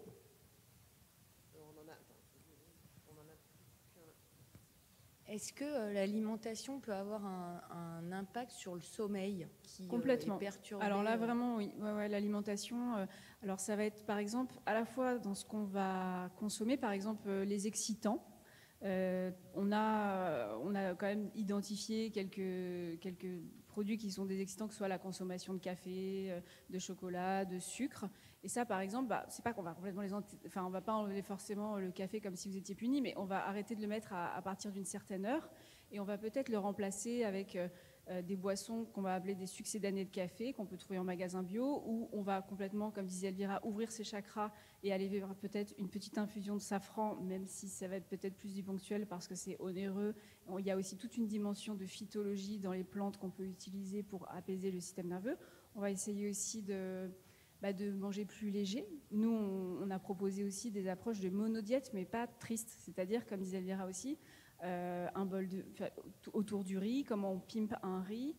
Ça va être aussi, par exemple, les œufs. Toi, tu as fait aussi, on a bien regardé comment on pouvait cuisiner des produits simples qui vont à la fois apporter de la satiété, parce que quand même, c'est une période où il faut quand même être dans une approche de satiété, quoi. Il y a des bouleversements hormonaux qui nous donnent des pics comme ça de faim.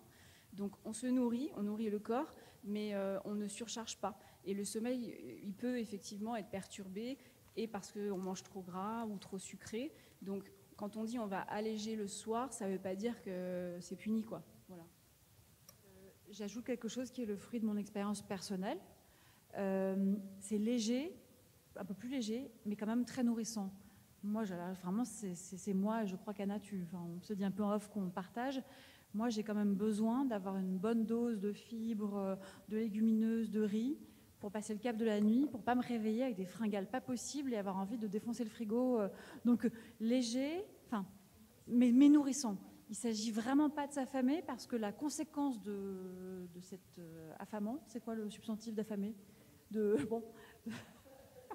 cette privation, la conséquence de cette privation peut être plus négative que... Voilà, donc oui, léger, réfléchir à ce qu'on mange, mais moi, je me suis aperçue qu'il fallait que je mange un peu plus copieux le soir. Alors après, par copieux, on peut dire plein de choses.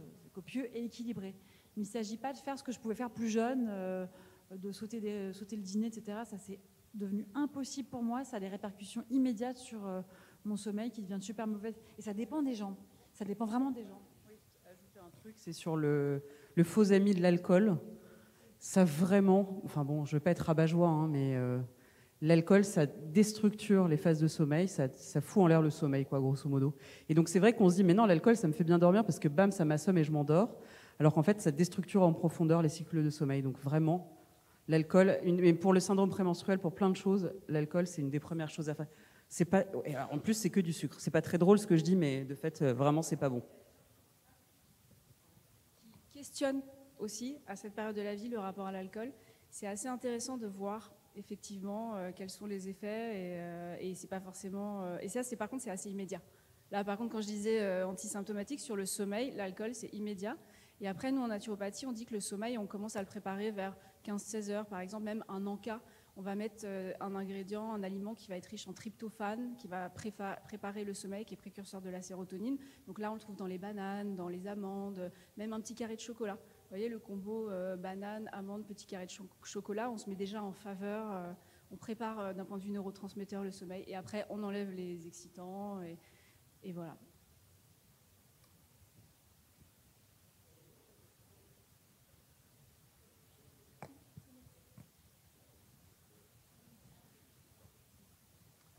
J'aimerais connaître votre point de vue sur le jeûne, sur par exemple un jeûne de 24 heures ou jeûne intermittent. Moi, j'ai déjà expérimenté un jeûne de 72 heures. Je buvais des infusions, j'avais pas faim. Mon métabolisme se portait à merveille. Donc, j'aimerais connaître votre point de vue, sans forcément manger, mais faire du jeûne. Voilà. Quel est l'impact? Merci. Alors, il faut savoir que c'est un sujet qui est quand même très controversé. Parfois, on est en faveur. Enfin, en fait, il y a beaucoup. Moi, je trouve ça intéressant. Au-delà du côté controversé, je trouve que c'est intéressant d'avoir différentes paroles. Là, il y a Emily Steinbach, qui est une neuroscientifique, qui a sorti un livre qui est très câblé et on se connaît bien. Elle fait partie de mon livre sur les bouillons, où elle se remet en faveur du jeûne intermittent. Voilà. Après, on a aussi, parce que, en fait, c'est pas qu'elle se remet, c'est qu'elle est en faveur du jeûne intermittent. Elle est neuroscientifique, elle a un profil purement scientifique. Mais il y a eu un temps où on a questionné la répercussion du jeûne sur le système hormonal. Donc il y a toujours des précautions à prendre. Moi, ce que j'ai pu constater, c'est qu'il y a des personnes à qui ça convient vraiment. C'est-à-dire que vraiment, elles n'ont pas faim le matin. On ne va pas obliger quelqu'un à prendre un petit déjeuner s'ils n'ont pas faim. À titre personnel, moi, c'est ce que je fais. Du jeûne intermittent. Je parle vraiment du jeûne. Après, le jeûne, comme vous le dites, moi, je l'ai fait, mais pareil, plusieurs jours, mais dans des conditions où il faut être vraiment accompagné. C'est une expérience qui ne doit pas, je pense, s'improviser tout seul chez soi. Si vous me donnez mon avis personnel, moi, je suis en faveur avec un accompagnement. C'est quelque chose qui se prépare aussi. Il y a une descente alimentaire, il y a un accompagnement pendant. Et surtout, il faut même un accompagnement même après, parce que la reprise alimentaire peut amener beaucoup de dérèglements. Donc, je dirais que ça dépend vraiment des personnes. Voilà, moi, je vous donne mon avis. Oui, Elvira, je prie. Alors, moi, j'en profite pour poser une question dans la continuité, mais qui revient sur la question du poids, des changements du corps, etc., que beaucoup de femmes rencontrent pendant la périménopause. Bon, je ne suis pas adepte des solutions miracles, mais justement, le jeûne intermittent est présenté comme quelque chose. Alors, on voit des gens qui... alors pour le coup, c'est un homme, mais j'ai un collègue, par exemple, qui a perdu... je pense au moins 15 kilos. et qui ne les a pas encore repris un an après, qui m'a dit mais non, mais moi tu sais c'est le jeûne intermittent. Et alors l'autre grand truc magique là en ce moment à la mode c'est l'Ozempic. Donc l'Ozempic. Donc moi j'aimerais bien avoir l'avis de la sage-femme. Je t'écoute mais l'avis de la sage-femme sur ces deux points-là. Sur Ozempic, difficile d'avoir un avis. Enfin, Ozempic, c'est donc des injections. C'est un truc miracle, soi-disant.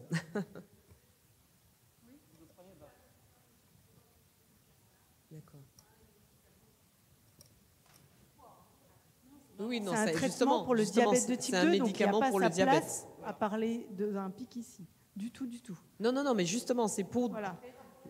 Oui, c'est justement pour défaire cette idée selon laquelle ce serait un médicament magique pour perdre du poids. C'est pas un médicament pour perdre du poids. Nous sommes tout à fait d'accord. Et c'est bien pour ça que je pose la question. Il n'y a pas sa place du tout. Il n'y a pas d'indication. C'est pour ça que je pose la question. Mais je suis d'accord avec vous, madame. Je suis totalement d'accord.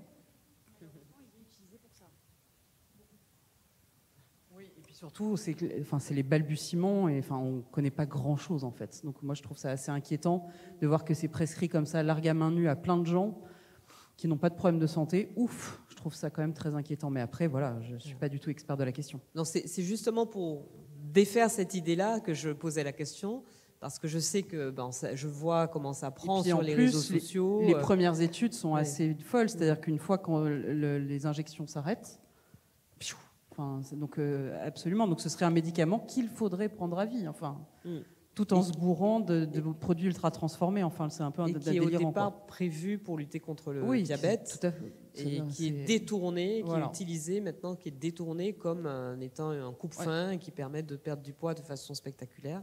Donc voilà, je voulais juste au contraire prévenir contre ça. Alors, je crois qu'il y avait une question. Oui, pardon. Donc, madame, et puis ensuite... Merci. Je voulais rebondir sur la prise de poids et je voulais savoir justement la place de la génétique dans la ménopause. C'est-à-dire, est-ce que je vais vivre la même ménopause que ma mère ou ma tante qui actuellement la vivent assez difficilement, bouffée de chaleur, prise de poids? Est-ce qu'il y a quelque chose qui fait que quand je vois l'expérience de ma famille, des femmes dans ma famille, est-ce que je risque de vivre la même chose? Alors je dis bien on pense, parce que rien n'est sûr, mais on pense effectivement qu'il y a une part héréditaire et génétique, comment, pourquoi, on ne sait pas trop, mais qu'en même temps, ce que vous allez faire de votre vie et la façon dont vous allez prendre votre santé en main va quand même être un facteur prépondérant, en tout cas aussi important que le facteur génétique héréditaire. Mais oui, il doit y avoir, en tout cas par exemple sur l'âge de la ménopause, c'est assez clair. Merci. Mais après, il faut faire attention parce que ça peut agir comme une malédiction. Vous savez, c'est comme les grossesses, les récits d'accouchement, où toutes les femmes vous disent mais c'était l'horreur, c'était l'horreur, c'était l'horreur, et en fait ça finit par être l'horreur parce qu'on vous a dit que c'était l'horreur, quoi. Donc il faut essayer de se détacher de ces récits familiaux. Oui. C'est pas toujours facile.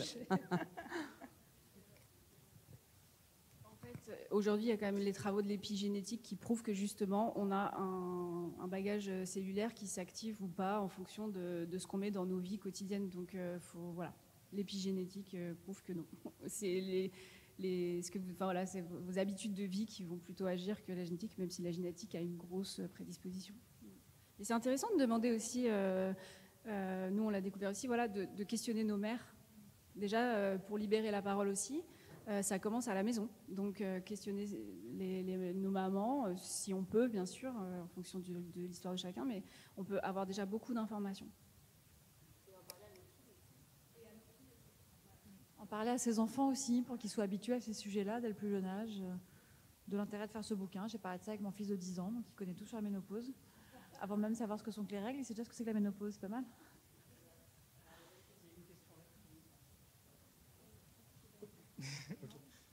J'avais une question. Est-ce qu'il y a une augmentation des troubles du comportement alimentaire au moment de la ménopause? Parce que du coup, vous parliez de prise de poids et de dépression. Et du coup, en tant que soignant, je ne sais pas si je devrais être plus vigilant par rapport à ça, si jamais j'ai des patientes dans la ménopause ou pas. Oui, tout à fait. C'est une période de transition et donc à risque, effectivement, de troubles anxieux, de troubles du comportement alimentaire et de symptômes dépressifs. Absolument. C'est une très bonne question. Et c'est vrai que je ne l'ai pas mis dans mon bouquin, j'aurais dû. Ouais, très juste.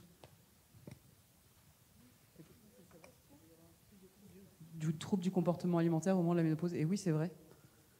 Ouais. Merci. Alors, moi, je voulais revenir pour refaire le lien avec... j'aime pas entendre ma voix, ça fait bizarre. Pour faire le lien avec le jeûne, la préménopause et l'alimentation. Parce que donc moi, je suis jeûneuse depuis quelques années, avec des centres alimentaires. Enfin, j'essaye de faire ça.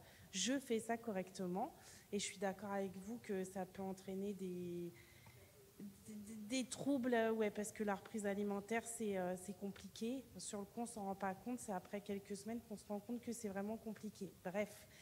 Moi, ce qui m'est arrivé, ce que j'ai pu observer, c'est que j'ai des symptômes, je le dis, j'ai des symptômes de préménopause, bouffée de chaleur, ça me pourrit la vie. Et du coup, pendant mon jeûne, en fait, plus de bouffée de chaleur. Donc, le lien que j'ai fait, c'est que c'est lié à l'alimentation. Donc, reprise alimentaire, là, petit à petit, les bouffées de chaleur reviennent. Donc, ma question, vraiment par rapport à la thématique, c'est par rapport à l'alimentation, qu'est-ce qui favoriserait? Est-ce que c'est propre à moi? Est-ce qu'il faut que je consulte? Parce que j'arrive pas à identifier, en fait, à identifier. Alors, ce qui est intéressant, c'est que j'ai plein de récits comme le vôtre, mais que la science ne dit rien. Donc, je ne peux pas affirmer des choses. J'ai des intuitions cliniques, en particulier sur la question de trop de sucre, trop de glucides, qui seraient, effectivement, il y a des études qui corroborent ça, que trop de glucides et bouffées de chaleur, mais... Et oui, mais là, le truc, c'est que je sais tout ça. Voilà. Je sais. Alors, on enlève le sucre, on enlève le sucre quasiment enlevé. On ne mange pas de produits transformés, les glucides, on a réduit, et pour autant... Et ben voilà. Non, mais de toute façon, il faut se dire aussi qu'on peut faire 10 milliards de trucs, on ne peut pas forcément éviter les bouffées de chaleur. Enfin, c'est juste, en fait, votre système de régulation corporelle qui est un peu sidéré de ce qui se passe dans le corps, et il va se remettre. Il a juste une période d'adaptation. Alors, c'est vrai que c'est pénible, mais de fait... Mais est-ce qu'il y a des choses qui favorisent... Oui. Qui peuvent aider, quoi. Après, il y a justement dans la pharmacopée ayurvédique, il y a toute une gamme de plantes qui sont dites, voilà, pareil, la science ne le prouve pas, mais qui sont dites assez qui accompagnent aussi les bouffées de chaleur. Mais là, on rentre aussi dans l'antisymptomatique. Déjà, ce qui est assez intéressant, c'est que vous avez fait le jeûne, vous avez pu constater une relation de cause à effet, mais après, c'est dur d'avoir une prise sur exactement ce qui se passe. Après, nous, en naturopathie, on ne cherche pas à éteindre les symptômes, on cherche plutôt à comprendre ce qui se passe, la cause de la cause. Et on ne voit pas les bouffées de chaleur comme quelque chose qu'il faut absolument éteindre. On les voit comme un processus naturel du corps. Ouais, je sais. Ça veut pas dire qu'on dit c'est super qu'il y a des bouffées de chaleur. C'est juste qu'effectivement, il y a quand même des moyens de les réduire. La preuve, quand vous avez fait l'expérience d'enlever toute une famille d'aliments, voilà. Mais il y a quand même, comme on le disait tout à l'heure, des aliments qui sont dits vasodilatateurs. L'alcool est premier sur la liste, surtout, et le sucre et tout ça, et les épices fortes, les épices énormes, participent beaucoup, les épices fortes. Donc ça dépend aussi. Par exemple, ça, il faudrait regarder comment vous cuisinez, qu'est-ce que vous mettez quand vous avez réintroduit. Et ça, c'est de l'accompagnement personnalisé. Là, malheureusement, on n'a pas de solution magique, quoi. Ok, merci.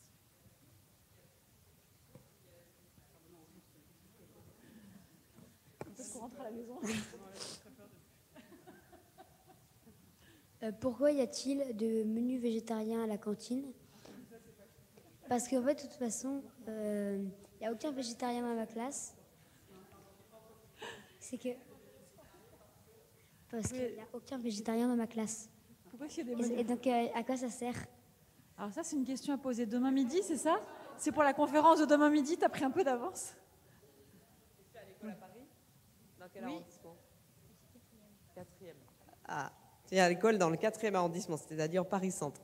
Alors, je vais quand même répondre. Je fais une petite parenthèse. Parce que d'ailleurs, ça rejoint le sujet de l'alimentation saine. Alors, pourquoi il y a des repas végétariens à l'école? Donc, pour celles et ceux qui ne le savent pas, non. Alors, moi, je suis en charge de, justement, ce que mangent les écolières et les écoliers, puis dans les crèches également, les EHPAD, les collèges, etc. C'est la restauration collective qui dépend de la ville de Paris. notre restauration collective, si tu veux, le secteur de l'agriculture qui approvisionne la restauration collective et de l'alimentation, c'est-à-dire le fait qu'on mange dans la restauration collective, c'est le deuxième poste d'émission de gaz à effet de serre de la ville de Paris. C'est-à-dire, tu as entendu parler des gaz à effet de serre, du réchauffement climatique, etc. On se pose tous la question de comment réduire notre empreinte environnementale. Et il se trouve que pour une ville comme Paris, agriculture, alimentation, c'est le deuxième émetteur de gaz à effet de serre de la ville de Paris.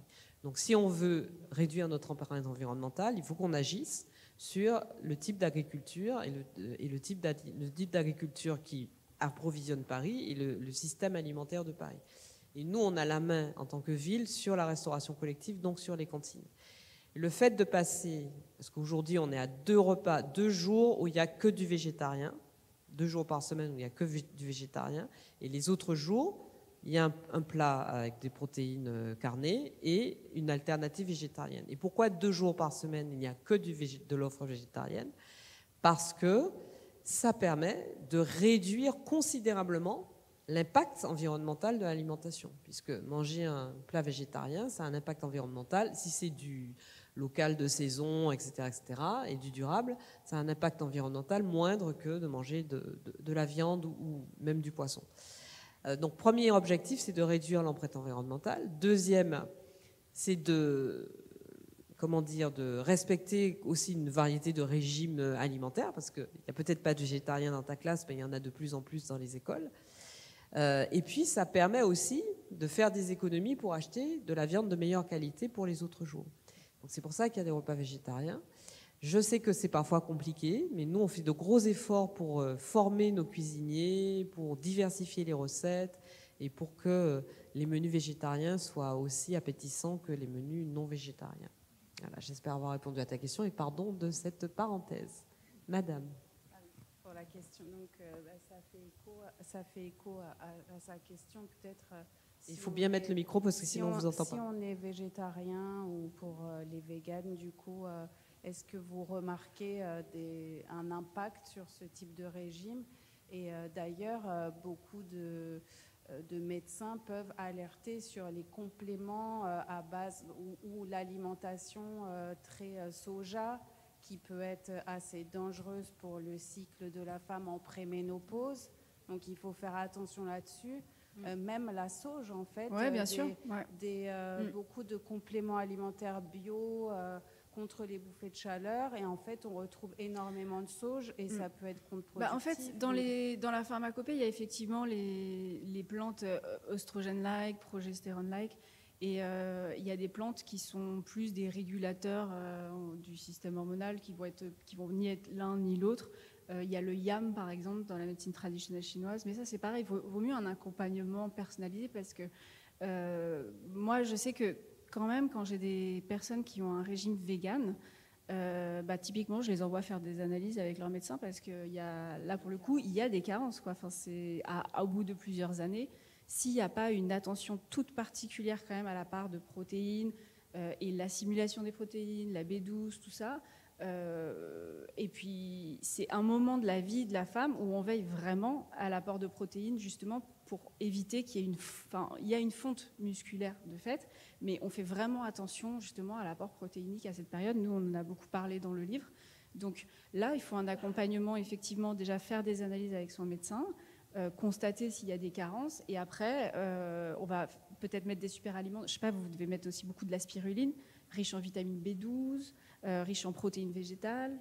Ça vous parle ou pas du tout? Oui. Bon, après, il faut y aller. Il faut y aller mollo et pas prendre tout un tas de compléments. Non, bien sûr. Mais ça, pour moi, c'est de l'individualisation. Ouais. C'est-à-dire que c'est s'asseoir, raconter ce qu'on mange le matin, le midi, le soir, faire un point global, et on regarde ensemble et prendre en compte tous les paramètres. Effectivement, est-ce qu'il y a une envie? Il y a aussi le paramètre financier, les compléments alimentaires, ça coûte cher. Donc parfois, moi, il y a des gens qui me disent, j'ai pas de sous pour des compléments alimentaires. Si vous devez m'en donner un, c'est lequel? Et là, il y a un gros travail de soit en trouver un où il y a une synergie mais qui convient bien.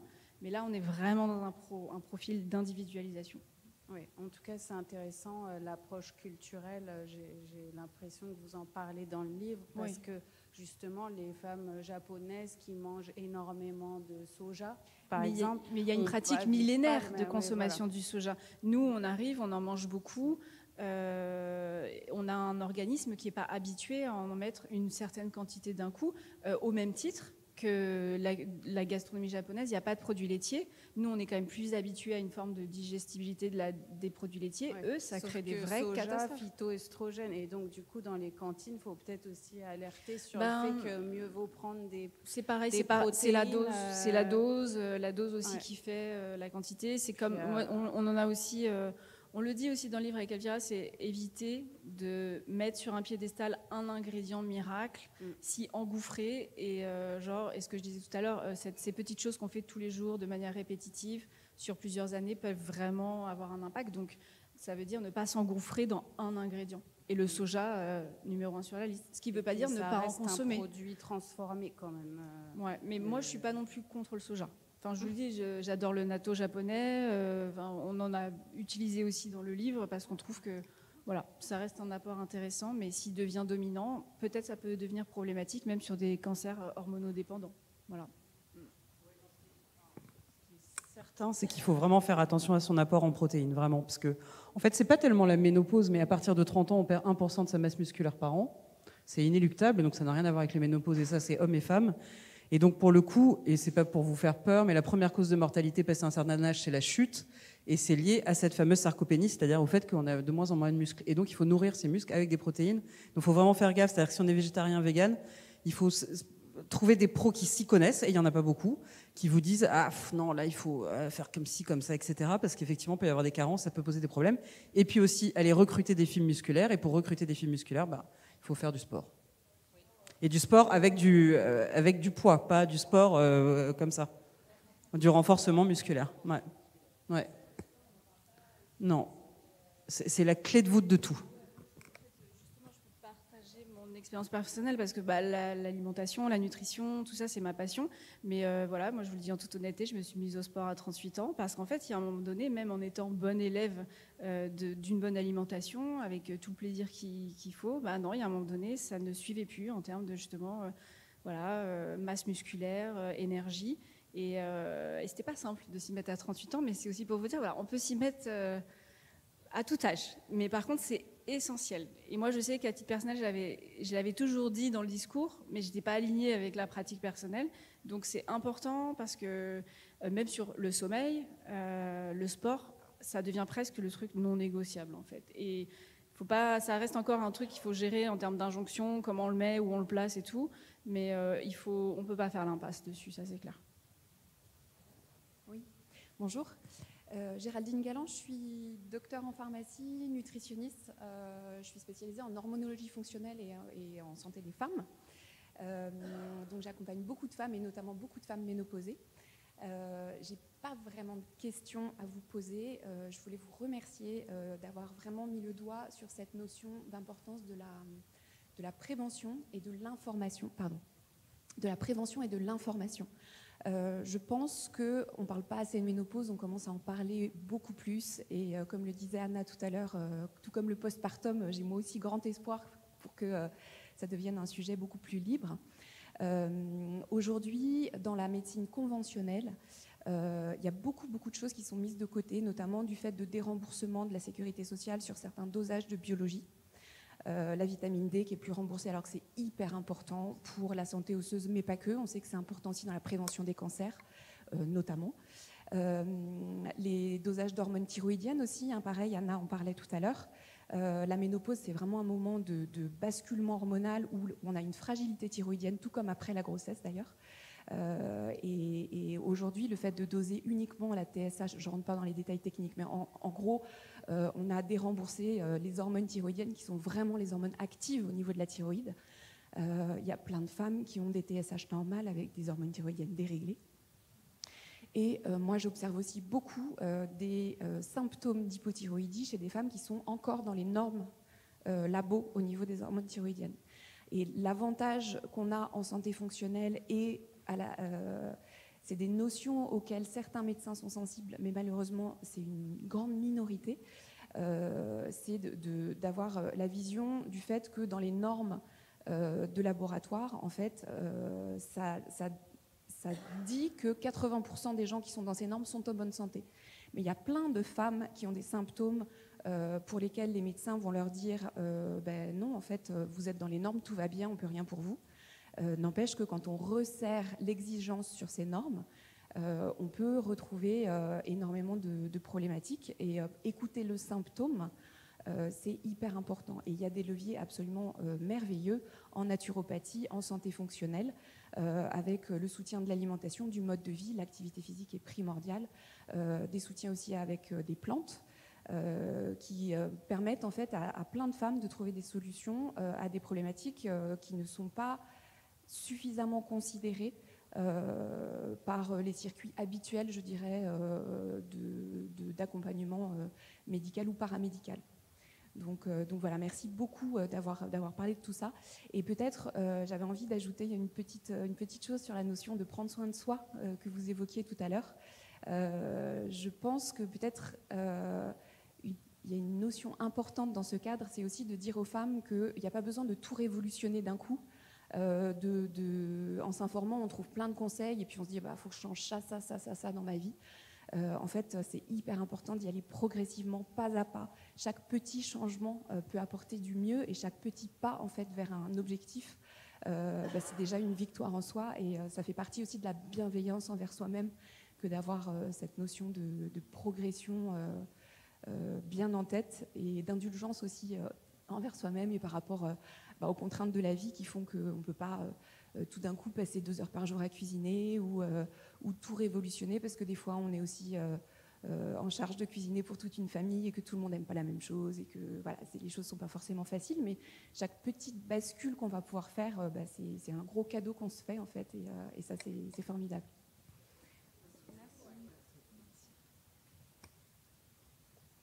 Bonsoir.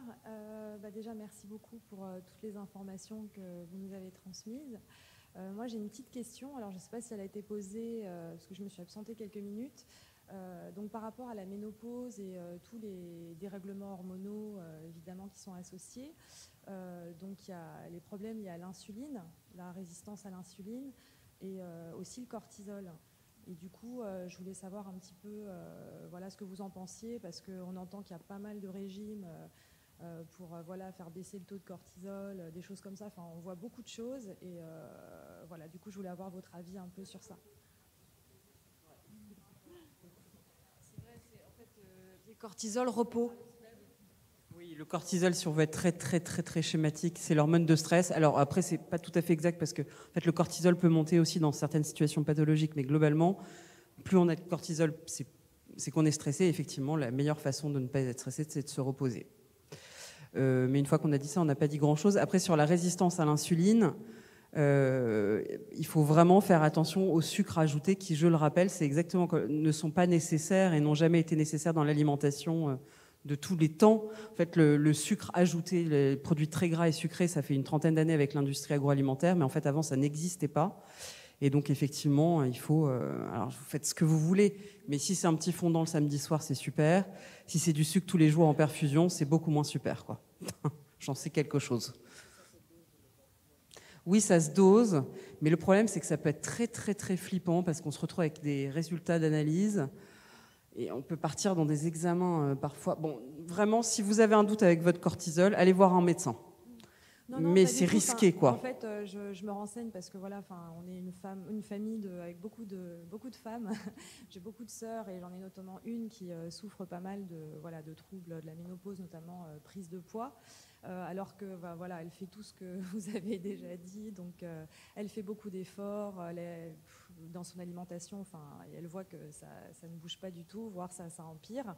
Et du coup, on essaie de se renseigner un peu comme on peut. Évidemment, il n'y a pas beaucoup d'infos, mais c'est vrai qu'on entend pas mal parler donc de la balance cortisol et insuline, et que apparemment ce dérèglement-là serait aussi lié notamment à la prise de ventre. Et comme il y a beaucoup peut-être de fake news autour de régimes anti-cortisol, tout ça, je voulais avoir votre avis un peu sur sur cette question précise. Je te retrouve quelqu'un vraiment. Enfin, là, c'est quand on dit qu'il y a un régime pour le cortisol, oui, on peut toujours trouver, par exemple, ribes nigrum, voilà, gémothérapie, on peut faire des choses. Mais moi, si je vois quelqu'un qui a un mode de vie qui cravache la machine, je ne vais pas lui donner ça. Enfin, vous voyez, là, c'est encore un peu faire de la petite... je ne sais pas comment dire, mais il y a vraiment parfois... le corps, par exemple, justement, il y a aussi parfois, à cette période de la vie, une petite dette du corps, quoi. C'est-à-dire, on a aussi, voilà, on a travaillé, on a poussé la machine, et ça peut être une réaction, et on peut bien sûr le rééquilibrer, mais le temps. Enfin, moi, il n'y a pas de. D'accord. Pour moi, il n'y a pas de magie, quoi. Là, c'est vraiment le repos. Questionner l'alternance travail-repos. Évidemment, on n'est pas tous aussi égaux dans notre travail, dans ce qu'on porte comme responsabilité. Là encore, pour moi, c'est un accompagnement individuel, quoi, vraiment de regarder comment on peut réorganiser ça, quoi, et faire des choses en alimentation. Mais il n'y a pas un régime anti-cortisol. Et pourtant, mais oui, mais c'est le problème des régimes.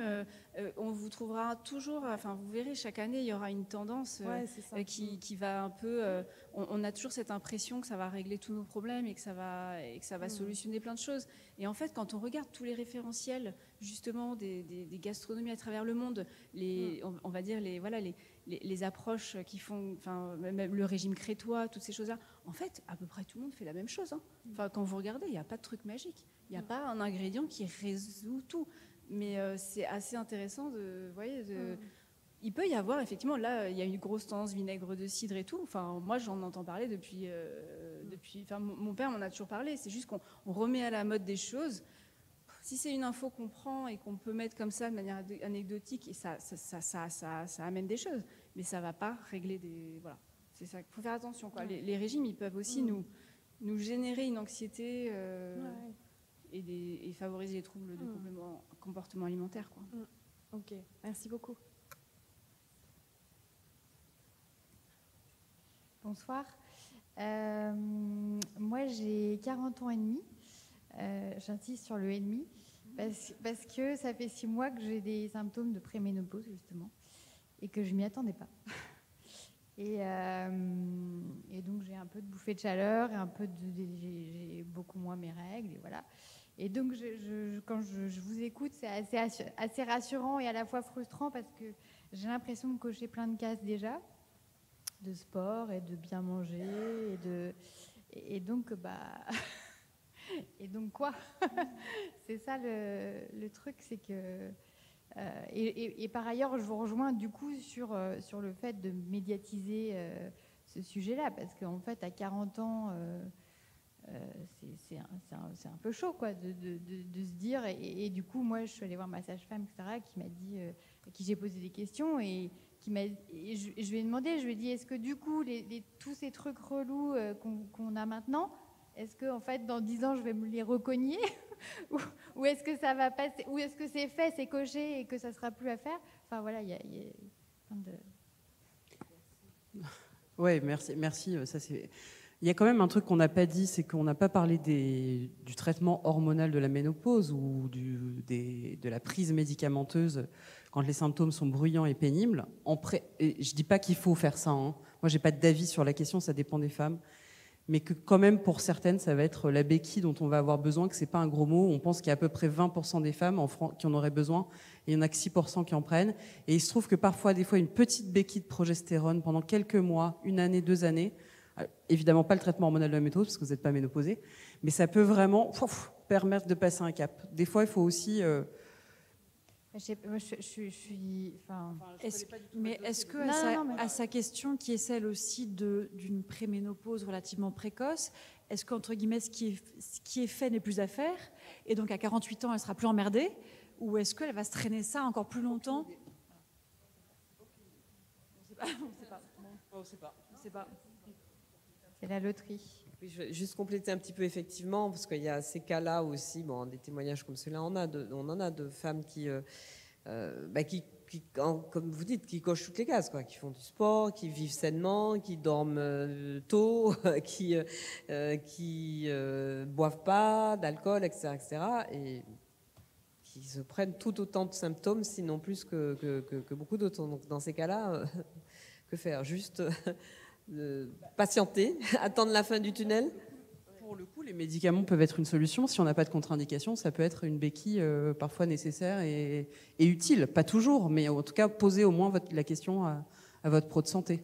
Mais moi, ça me fait un peu peur. Enfin, je veux dire, pour des raisons dans mon couple, je n'ai pas besoin de contraception, donc j'ai pas eu besoin. Ça fait 20 ans que je prends pas la pilule, etc. Et je trouve ça chouette. Et j'ai pas vraiment envie d'aller prendre et ça me fait peur en réalité. Oui, mais là, et c'est là où nous, pro de santé, on est nuls. C'est-à-dire qu'en fait, il faut aller voir des gens qui s'y connaissent vraiment, qui vont vous permettre de savoir est-ce qu'il y a une hyperœstrogénie, est-ce qu'il y a une hypoprogestéronémie. En fait, on est nuls en cycle. Et là, en analysant bien votre cycle, en fonction de vos symptômes et en fonction des résultats sanguins, il y a des gens qui sont capables de vous dire non, là, il y a une hyperœstrogénie relative, par exemple, il faut vraiment prendre de la progestérone parce qu'il y a trop d'œstrogène et c'est pas bon. Et donc, en fait, il faut aller voir des gens spécialistes. Et il y en a très, très peu des gens qui sont spécialistes de ça. Et ça change tout. Ça ouvre des perspectives. Enfin, même moi, je suis pas assez calée, je le dis.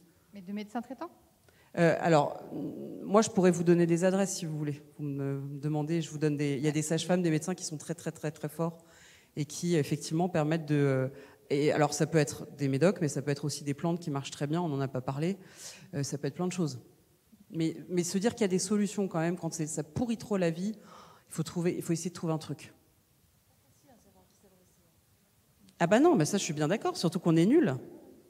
On est encore nuls, on ne le sera peut-être pas dans quelques années, mais pour l'instant, on est encore nuls. Bah oui. Et puis l'alcool, arrêter l'alcool à 40 ans, ça va pas être possible, en fait.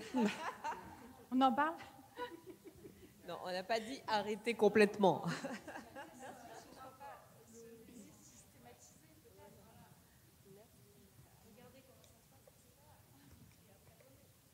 Moi, j'avais une question sur les bouffées de chaleur. Alors, les bouffées de chaleur, ça veut dire quoi exactement? Est-ce qu'on transpire vraiment beaucoup ou c'est vraiment quelque chose qui arrive subitement? Voilà, c'est une vraie question. On n'en a pas aujourd'hui et on s'est posé la question. Comment on sait que c'est une vraie bouffée de chaleur? Alors, est-ce que je peux compléter par un témoignage personnel, c'est-à-dire la bouffée de chaleur qui est suivie d'une sensation de froid absolu? Est-ce que c'est normal? C'est que vous avez ultra chaud pendant 3 minutes, on n'en peut plus, et puis 20 secondes après, on grelotte comme si on avait de la fièvre, qu'on a un super froid. Voilà. C'est exactement ça. Voilà. Et il y a des femmes qui n'ont pas la sensation de froid après, mais ça part de là et c'est vraiment comme un incendie intérieur. Chacune l'a décrit différemment, mais pas de panique, ça ne dure en général pas plus de quelques minutes. J'en ai pas. Je ouais. me suis dit, voilà. Mais alors en fait, le problème, c'est qu'il y a des femmes qui ont la chance d'en avoir une par jour ou 2, et là, c'est vraiment pas de bol. Il y a des femmes qui en ont 20 par jour. C'est un peu comme les nausées de grossesse. Il y en a, elles sont une vague nausée, puis d'autres, ça toute la journée, quoi. On n'est pas toutes mangées pareil, quoi. Comme le sujet n'est pas étudié, il n'y a pas d'études à large spectre, etc. Alors là, pour le coup, il y aurait un médicament miracle qui arriverait, qui est à l'étude, et pour le coup, le traitement hormonal de la ménopause est radical, puisqu'il va diminuer de 80% les bouffées de chaleur. Voilà. Donc sur des bouffées de chaleur invalidantes, et si on a fait toutes les mesures hygiéno-diététiques possibles et imaginables, les plantes et les trucs, et qu'on n'y arrive pas, voilà, et qu'on n'a pas de contre-indication, bien sûr.